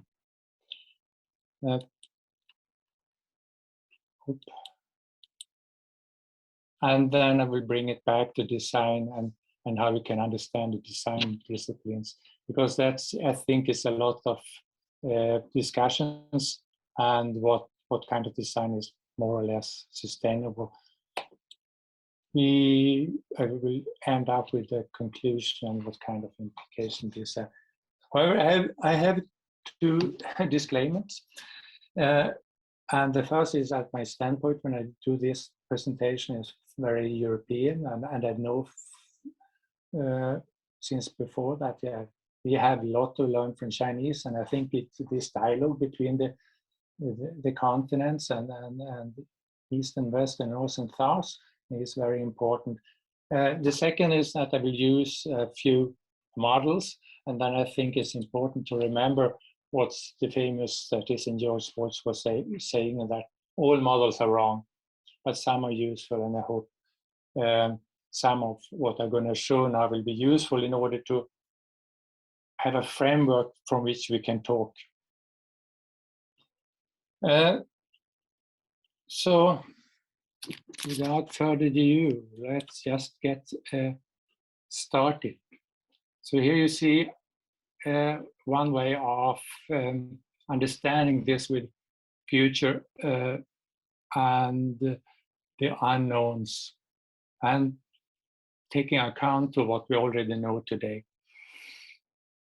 And you see the columns are what's known to design and unknown to design, and the rows are known to others and unknown to others. So we know things that others doesn't know, and we might need to bring that to the table, and but we must also learn from others in order to explore the future.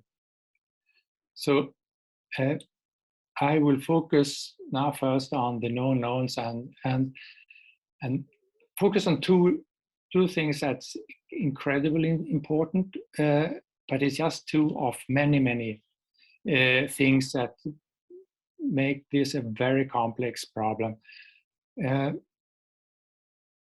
the first is the kind of magnitude, how big the problem is. And I want you to look at up here in the corner. That is wind, solar, geothermal, and biomass taken together. And please compare that with how much fossil fuel we are using today. This is global energy consumption. And that relates quite well to what the emissions we're doing. So see here all these emissions we're doing with gas, oil, and coal. And what it shows is actually that more than half of the carbon exhaled into the atmosphere by burning off fossil fuels has it been emitted in just the past 3 decades.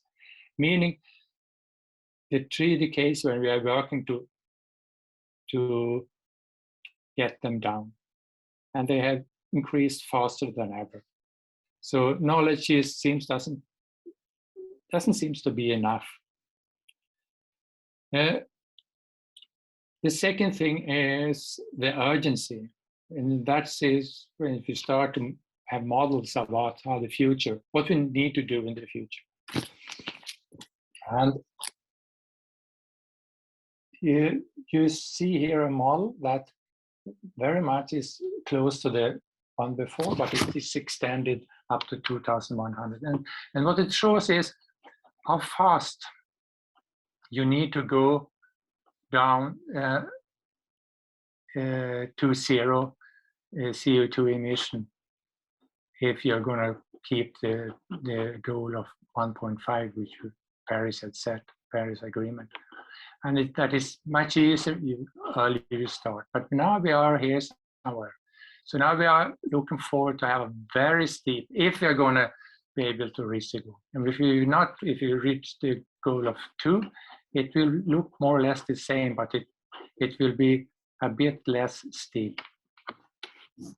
So this is just to start to get to thinking. We have a current system.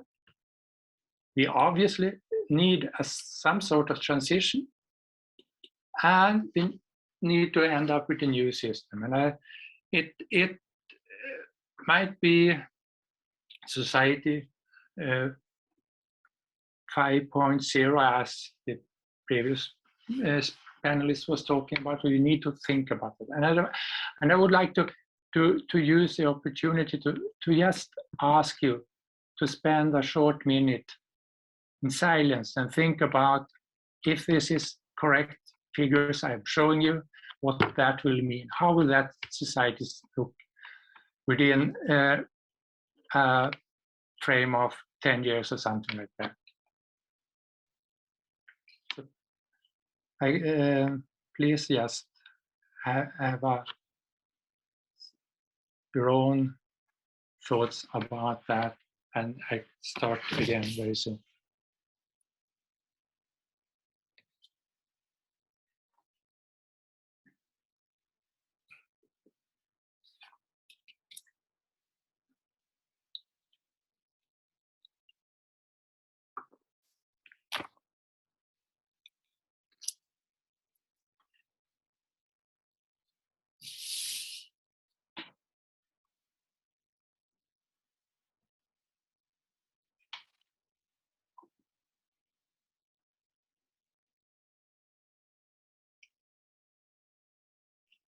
Okay, I hope you have got some sort of takeaways that might show, I hope, show the urgency.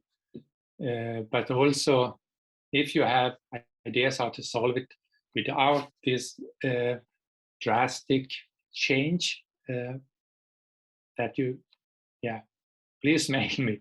You have my mail address. I'm looking for that nearly every day. But there is certain things we really can't change when it comes to the knowns, seen from the climate perspective. So that was what we know and what we can anticipate for the future. Let's go to the unknowns, and I will kind of reuse the models I've used before the short break, and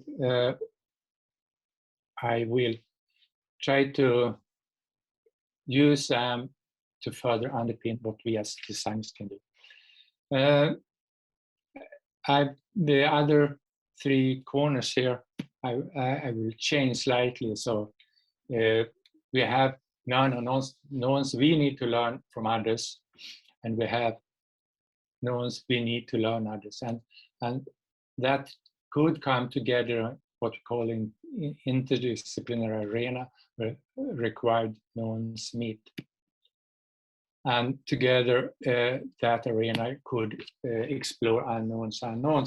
But and this is actually a bit as a contrast to what one of the earlier panelists said, that we need to be specialists in everything. I think we need to work with specialists, and especially as it's so urgent, we don't have time to be specialists in policy or AI or whatever it could be, or climate science. We need to work together in an interdisciplinary manner.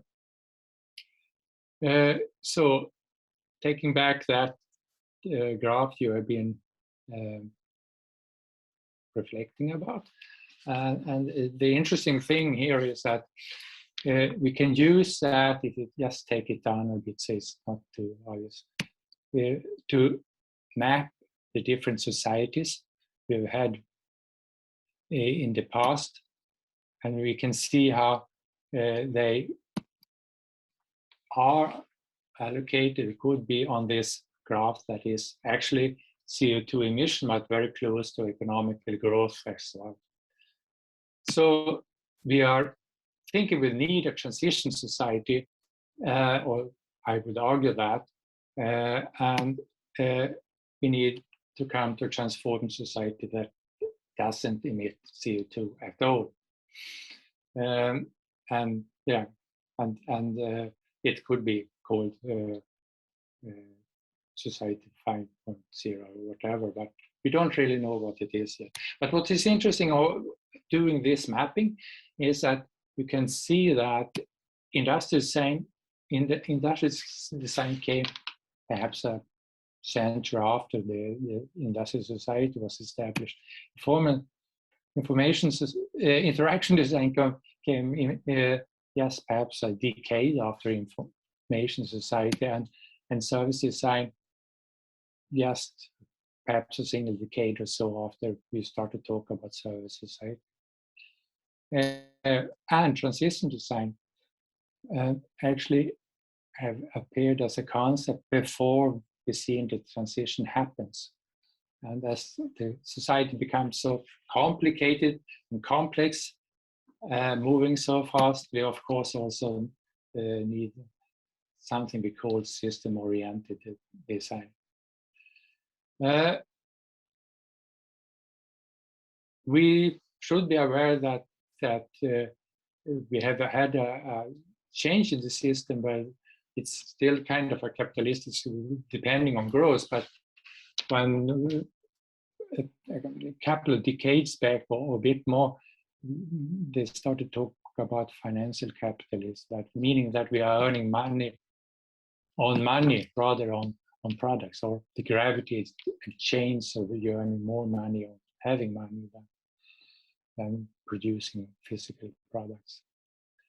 So trying to wrap this up in a kind of a conclusion, first start to just look at the graph that first, yes, the picture what we saw in the previous slide, and seeing where different design disciplines has emerged or had their genesis. So you see in industrial design, of course, during industrial capitalism and interaction during early financial capitalism, but during what we call the information society, and so on. And the only exception being then transition design that came out as a concept before transition, but still during financial capitalism. But what's interesting, if you're going to do a kind of conclusion, is our different roles in this system, systemic roles. And it's sad for me as an industrial designer to need to admit that our role is to supply new physical products based on systems need, not so much on users' needs as we like to talk about it, but systems need. Interaction design, they have been very good to increase efficiency and speed of system. They actually was the one who made financial capitalism possible. Send money with the speed of light across the globe.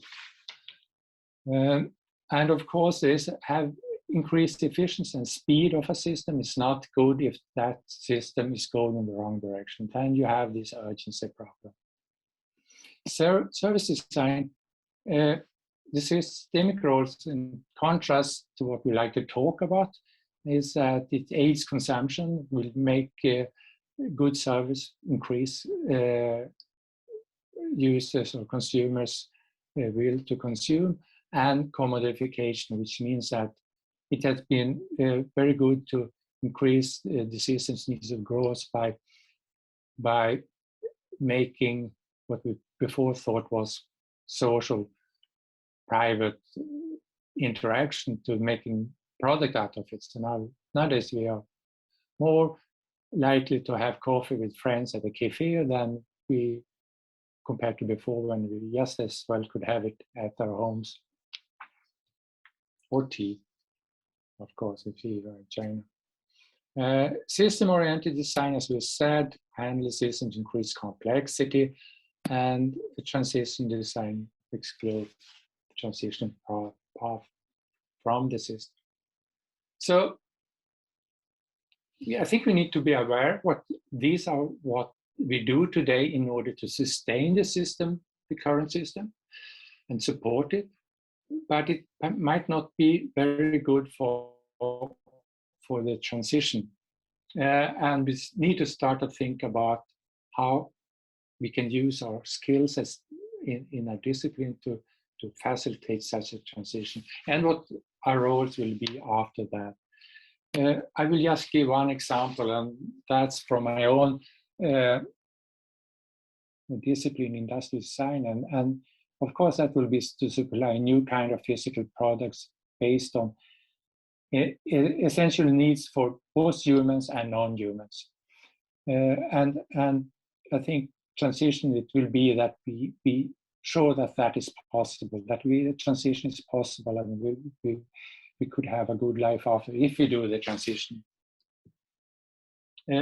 I will not talk about what other disciplines should do, but I think what they need to think about is whatever their, I say XU, but I mean whatever discipline you're working within, what could it do to help or facilitate the transition, and what could it do after that transition? That will come as a crash, complete crash, social economic crash, or a successful one. It will probably not be fully successful, but we hope it could be as successful as possible. And we need to think about what can we do in order to achieve that. And also reflect about what type of consumption or production we should work and learn skills for. What kind of products should we prioritize, and what kind of skills do we need for that? And that also, of course, have implications of kind of training we give our design students. I will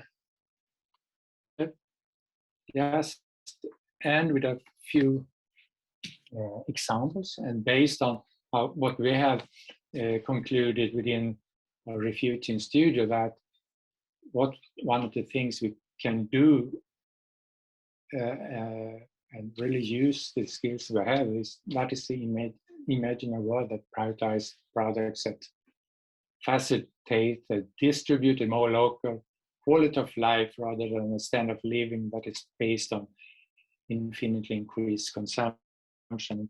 And this is just an example of a master student who illustrated a simple come-together barbecue grill that has the extra features that it use local biomass to both produce heat and biochar.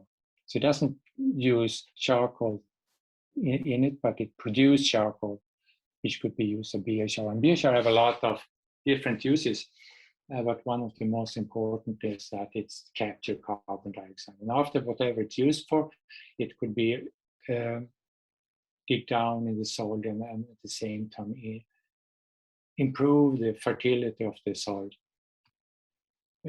So this is kind of an energy local producing device, which of course could be scaled up. And this was more kind of an example and making this thing that we could start to debate according to the student Benjamin.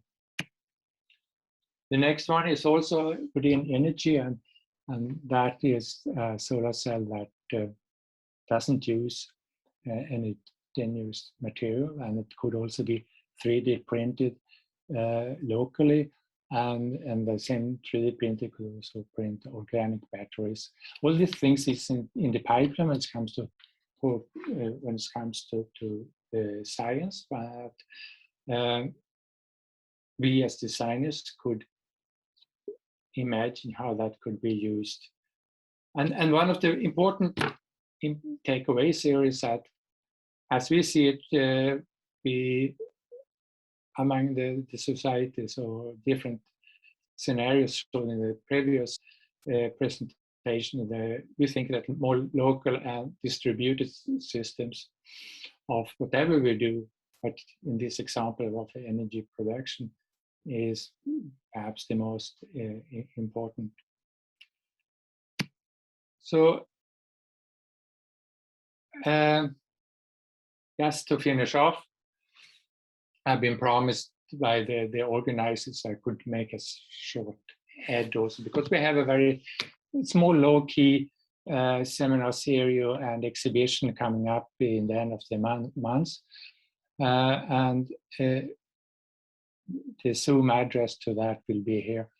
And it covers what I've been talking about. It has one seminar about futures. Ask a question, futures as we forecasted. We need to think about alternatives, and I think we designers are good in that. Then we have what I've mostly been talking about now, climate change, designing for societal transformation, and we have very good speeches to talk about what that requires, why we haven't been able to bend the emissions curves, and how design can modify its tool set. And finally, one of development, what we mean designing for real progress. So that one, last one, the development, it's question development as we know it today, which I think we need to question in order to come to terms with these huge and urgent issues. I just see it's a bit late in Beijing, late in the evening, but if anyone is interested, you are welcome to join that too. So with that, I stop sharing my presentation. Thank you, Professor. That's great again. That's great to hear from you again and know the design practice of the students in your school. I have a little question regarding the climate change or the environmental sustainability. I think that it's highly related to the science and technology, especially when we are dealing with the solution. And we know that AHO is a university focusing on architecture and design. So I would like to know that during the education, whether there is any interdisciplinary collaboration inside and outside your university. We, to be honest, we're not the best one to do it, but we're walking our talk in the sense that architecture have their courses and we have our courses. It's kind of two schools, but we have had it and we are planning to have it because we see the importance of it. So that was an honest answer on something I really would like to see more of, but also seeing in their ability, as we are architecture and design school, we really need to bring in completely different competences like climate science, and that we try to do that reading up and having conversations with them, but we don't have educations within that. Yeah. Actually, this question comes from my experience of the teaching. In fact, I think that it will require some basic, some fundamental change in the curriculum, especially the undergraduate students' curriculum. So probably when we designers and design teachers, when we are starting to do something on this topic, probably we have to learn more and try to get some more support from other schools and other institutions. Yeah, but I think you're correct in that. But still, I would like to stress when we have the basic say education within a certain discipline. I think in order to have something to bring to the table, we need to be very confident within our own discipline.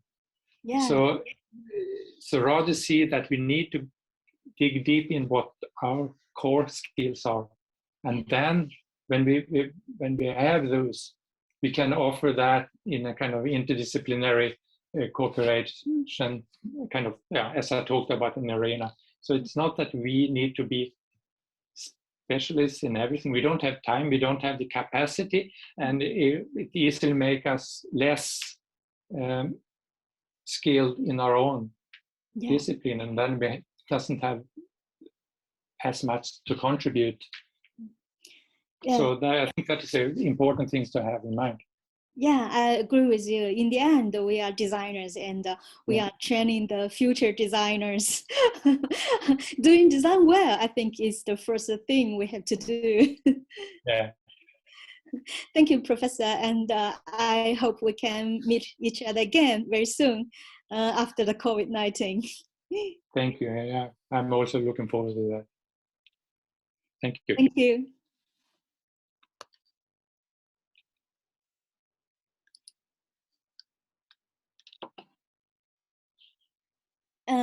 Our next speaker will be Venere Ferraro from the Polytechnic di Milano.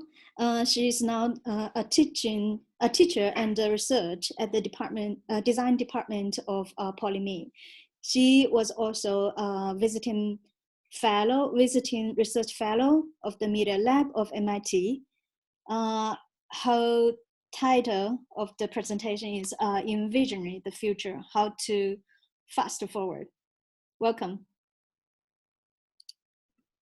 Hello. Good morning and good afternoon. It depends on which country you are. I will share my screen. Let's see. Do you see it right? Yes. Okay, so can I start? Yes, please. Thank you very much. Thanks for inviting me. So this morning, I will talk about how to envision the future. I will go through methods and tools that we have been experiencing and envisioning in our department in order to design the futures. But before that, we asked ourselves what and who will influence our future societies, because we are designers, we are researchers, We are teachers, and we have to understand, in order to design the futures, what is influencing the future and who is influencing the future. For sure, people, the way the people act, the way the people interact with each other, the way the people behave. The COVID-19 situation let us changing completely our lives, our daily life, the way we commute, the way we communicate with each other, and the way we do work and we do interact with other people. Economics, who is going to be the leader? The worldwide leader in economics is going to be China, is going to be Japan or India. And of course, the way the economics is changing, the way we experience economics is going to affect the way we can design our futures. Politics for sure, that is related, of course, with economics and people, because the government, the policymakers decide in which way we are gonna live our lives by giving rules and by giving laws. Technology. We are completely surrounded by technology. We all have a smartphone. Perhaps we all have a smart meter at home, or a smart TV, or a smartwatch, or smart products at home that is helping us, supporting us during our daily life. And for instance, artificial intelligence that for sure is going to affect the future of our society by replicating, by supporting, by enhancing, by empowering the people through daily life. And of course, social issues.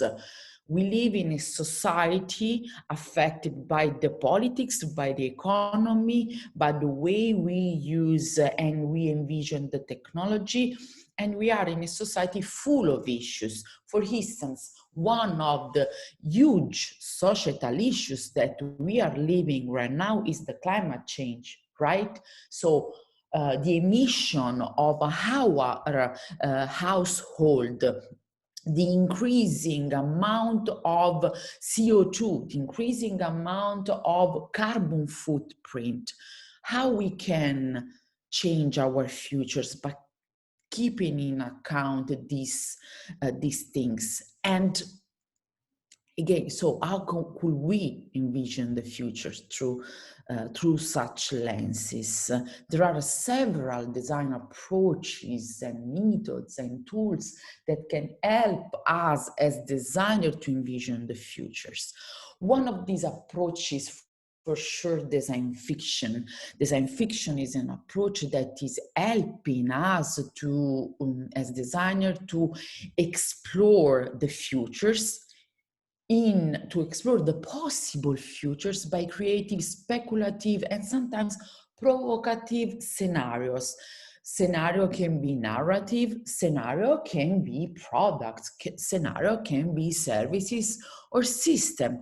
One of the kind of scenarios that design fiction is using to envision the future is for sure the diegetic prototype. Diegetic prototype are scenario that use the sci-fi, so the movie, the sci-fi area to envision the future by keeping into account how we can use technological artifacts, how the technological artifacts can affect the social issues, and how these can affect and change the way the people interact with each other, and how new rituals of living in our everyday society.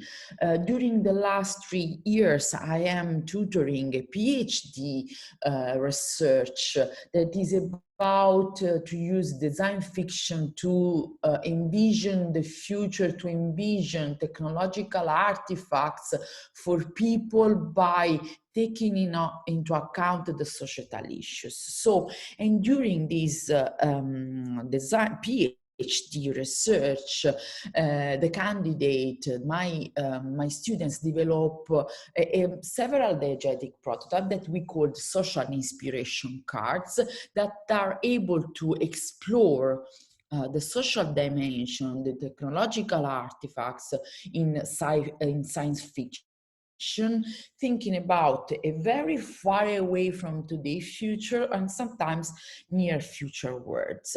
I'm gonna show you three different examples of these social inspiration cards. And this is a card that we used in design activity with students, in activity with the other researcher, in order to understand if and how the sci-fi, the design fiction can help us to go through the future. So this is a card that is envisioning, summarizing the movie Blade Runner 2049, where you have the description of the movie, but also how, in this case, we can design a new technological artifact by keeping into account new disruptive technology, but also which are the topic, the societal issues that this movie is touching. And for sure, this is touching safety, the idea of artificial intelligence taking over human being, the wasteland, the climate crisis, and the decolonization.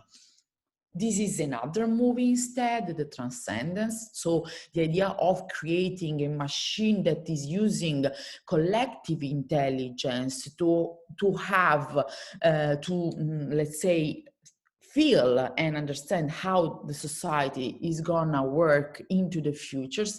And of course, the technology here is artificial intelligence, how the artificial intelligence through different kind of software, tools, services can affect as a societal issue, the health and well-being, and to let us thinking about how is gonna be the afterlife, how we can manage our data and can share our data, also the problem of privacy issue. And this is the circle. I think that a lot of people have watched this movie that is about the sharing of all our data, that let us thinking about the surveillance, the cyber safety. Do we want to share the data with everyone?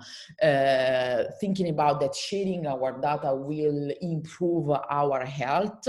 And so even in this case, we have the envisioning of possible artifacts that we can design and have into the future, but while envisioning different kind of disruptive technology, virtual reality, artificial intelligence, wearable technologies, and how this can, and let us thinking about how this can affect the cybersecurity.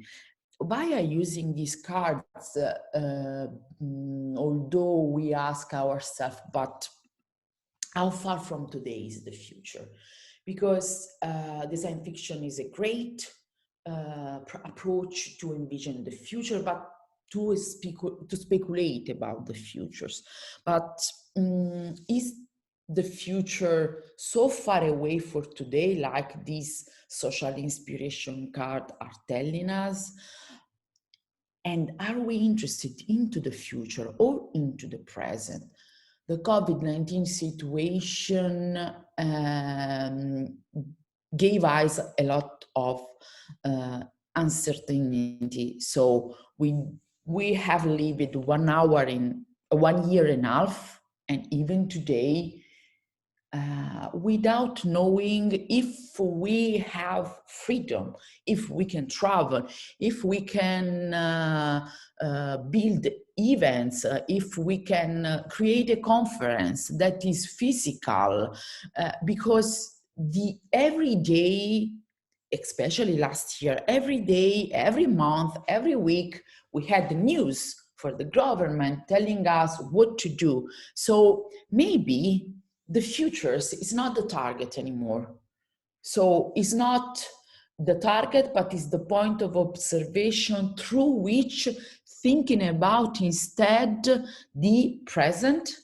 So in a tangible way, in a very concrete way, during the last months, starting from January, inside our department, we started thinking about an initiative to develop a method in order to envision the future by thinking about that the future maybe is not 5 years from now, it's not 10 years from now, but is closer, okay, is close by us.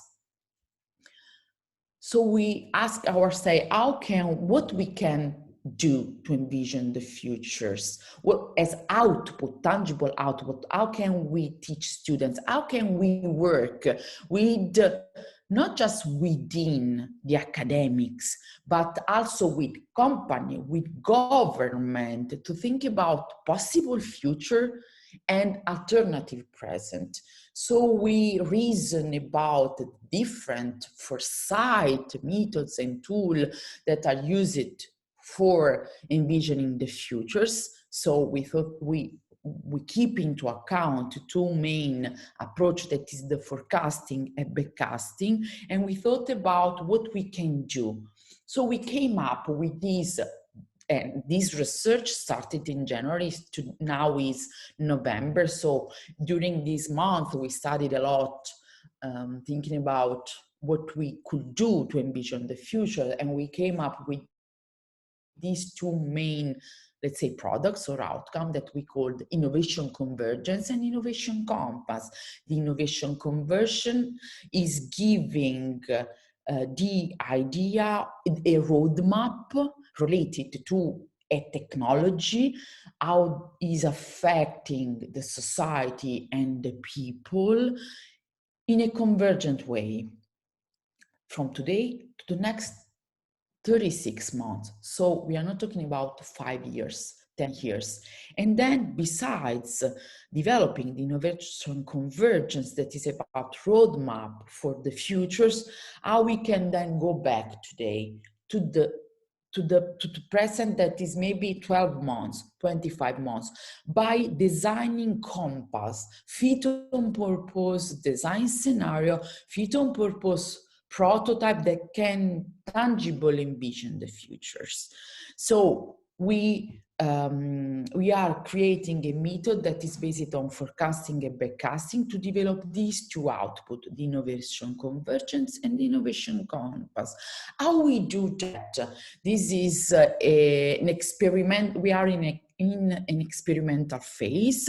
So we thought about how we can develop and generate an innovation convergence by keeping into account the different kind of methods used in foresight. So how can we do that? Starting from the definition of the topic, we say that the future is influenced by people, economics, politics, technology, and societal issues. So the topic, we decide which is the more cutting edge, interesting topic by considering where the government is going, where the European Union is going, where the worldwide is going. And we take the topic and then we collect data about the topic by using quantitative, semi-quantitative data in order to decide what is the design challenge to launch for generate user-based scenario. And of course, we build the data by keeping in consideration the user, the people perspective, by doing an ethnography, but by also taking in consideration bibliometrics, patents, and then by sharing and understanding what is the opinion of the politics, of the decision maker, of the company, of the technologies in relationship to a topic, in order to design a report that is going to have the results of the data collection by giving 3-4 roadmap for the generation of a user-based scenario that we want to design instead with experts, with designers, with professionals, by always keeping into account the people. So this output, this innovation convergence is made up of 2 elements: the scoping studies, that is a report summarizing the data in a design-driven approach, and is explained through podcast, data visualization, and video, and a user-based scenario that is the real design part, where we have a synthesis of the 3 or 4 design challenge that we will come up in relationship to a topic, and with the design indication, expert opinion, which are all the intervention area, and even in this case, data visualization in a design way. This is an example of how to this innovation convergence by look like. This is related to health collaborative intelligence, so how artificial intelligence can affect the product, the environment, the person. We envision 3 different user experience scenarios, that is remote caring, self-monitoring, or boosting mental health.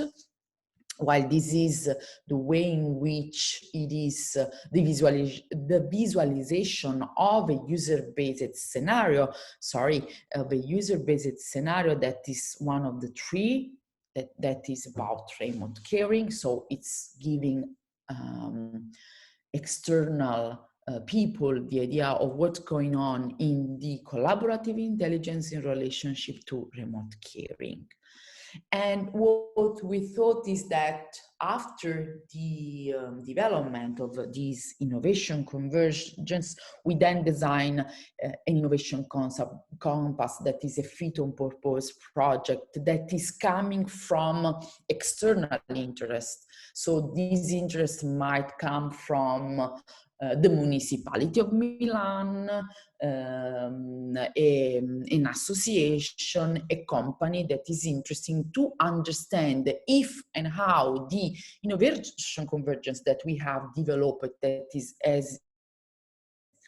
envisioning a certain kind of future, might be adapted to their needs.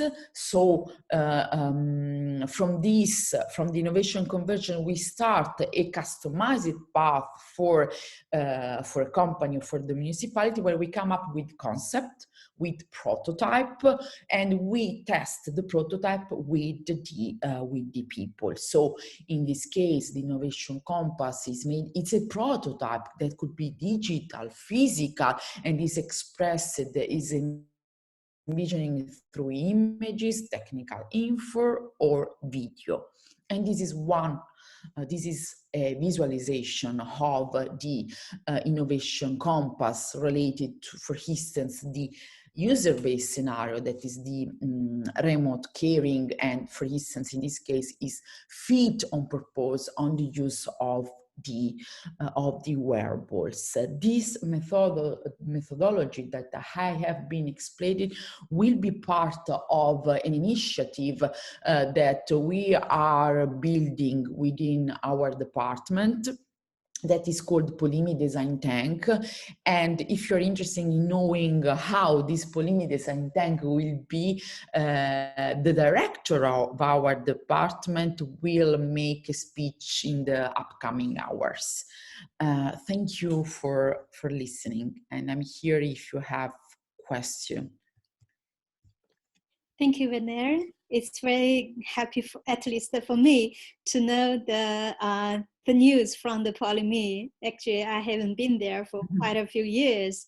I have a question, because we know that the future design, including different methods, for example, the design fiction you mentioned, speculative design, and it's quite different with the relatively traditional design, for example, industrial design or service design.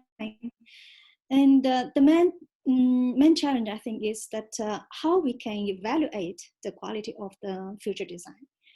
Because we know that in the traditional design department, we have a lot of ways to know or to tell our students this is good and this is not good enough.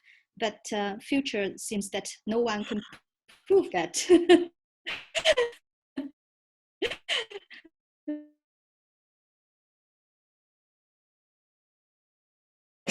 One, and so what we can do, the future is it's not tangible.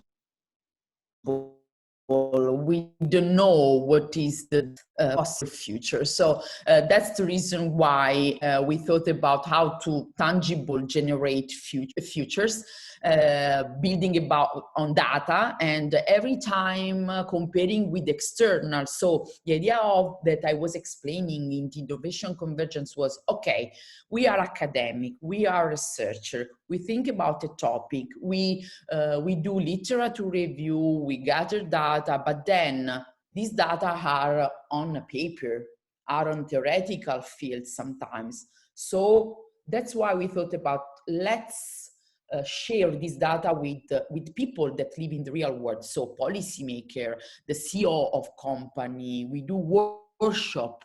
We are thinking about after making this analysis in the academic with expert workshop with 15, for instance, policymakers or decision makers that can help us to understand if the direction that we are going through is okay or not. And of course, is the time that will let us know about the quality of the results that we will develop in the near futures. This if we talk about research. In the education field, I teach, for instance, and this is an approach that we use in our School of Design. I personally teach in 2 master degrees. One is called the Digital and Interaction Design, and the other one is Design and Engineering. So they are both master degree in which want students to interact with the companies, with external experts. So every time in a design process, students come up with the idea, maybe with very disruptive idea, creative idea, huge idea, but then what's the market is asking for? What's the company is asking for? If we are talking about health, what's the hospital is asking for? If you are designing new services for an hospital, but what's the reality? So what we do is to try to share every time our knowledge, our findings in the research field with external experts. I think this is a quite feasible approach, at least on this current stage, to evaluate the quality of the future design. And I still believe that when we are dealing with future design is not something totally artistic, right? It still should be something, not at all. Something in the framework. And however, I think this is a new research topic, at least for us, the design researchers, to understand. And probably I think that in the very near future, we can have something more systemic and more testable, and which is also can be shared by the different design schools and help our students to do better in this field. Yeah, I hope so. That's our attempt with this new initiative, is to create this method that we can test. We will start testing starting from January 2022, and let's see if it's gonna work or not. Thank you for your contribution to this session. Thank you so much. Thank you. See you. See you. Bye.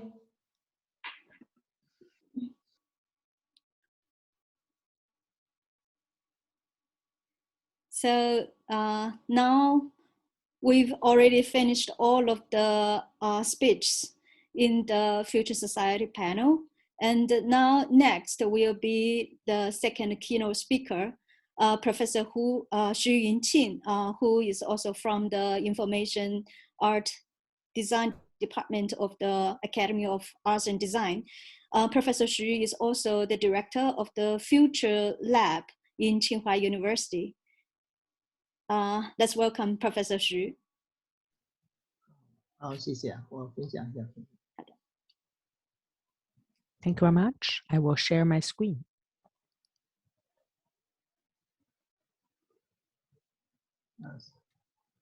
OK， 看得见吗？可以。Can you see it? Yes. OK， 好，谢谢大家。那个 OK, thank you very 大家 much. 早上好，下午好。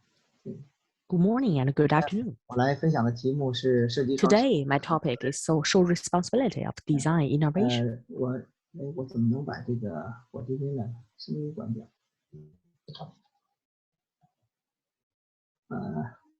？OK， 好吧。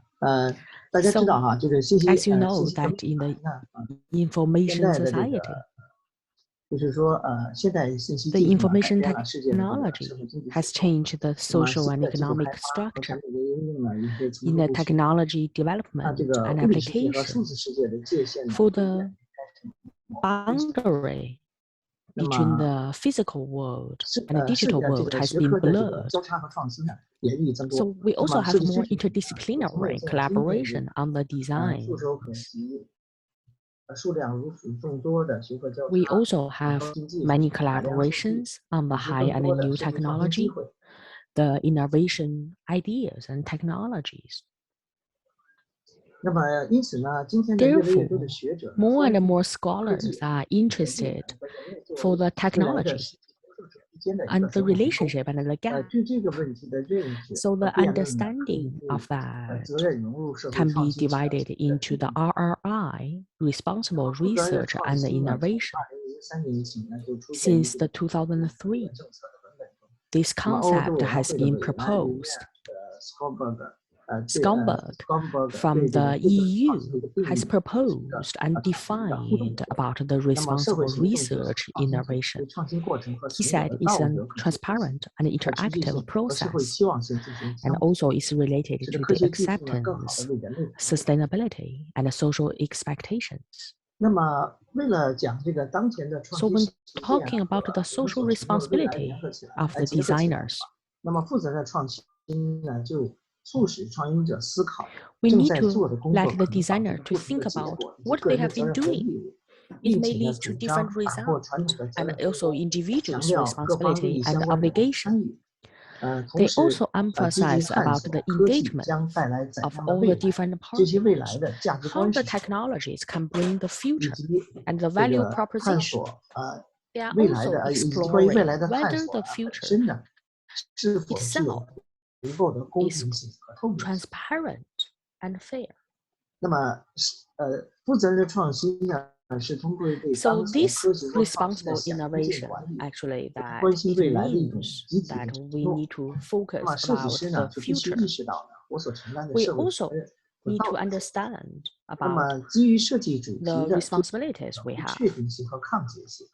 设计的历 And 史呢 also, 其实是设 we 计 need 师对 to 设计主题的 think 不断 about 变 the 化观点的感 aspects 悟 of 呢， the 是为了表达这 research. 些观点而构思、而规划、而生产的一个具体 And 的构 also, 想。 it is for 我们 the 都知道， vision and 现实 planning 世界 of 中 the 呢没有撤销键， future. 没有 undo 这 So 个键， we don't have the 所以设 cancel 计 in the 师呢 world. 在其创 And 造的这 also 个事物中 that 呢， the 融入价值观的能力和义务。 we 那么需 designers, 要 they need to 设 have 计 the 师要关注， capacity 而 and 且对这种 also 能 the 力的谨慎反思 liabilities 呢也 of 是 this 极为必要 task. 的。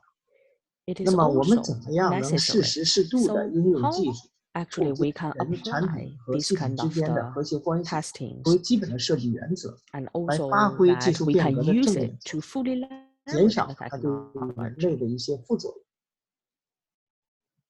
and to minimize the 那 impact 么 of human 这个 beings. 实际上就是我们需要思考一些更宽泛的问 So 题， this is 比如 something we 说 need to think 为 about. 更广泛的人群设计， So 那 for 么对 example, 发展中国家开 that 发 it 稳 should be 定和可 designed 持 for 续 a 的 wider 这种 range 智能 of 的 the 产品和 people, 系统， and 依 also 托人工 that 智能 based 等 on the 技术， AI 对 technology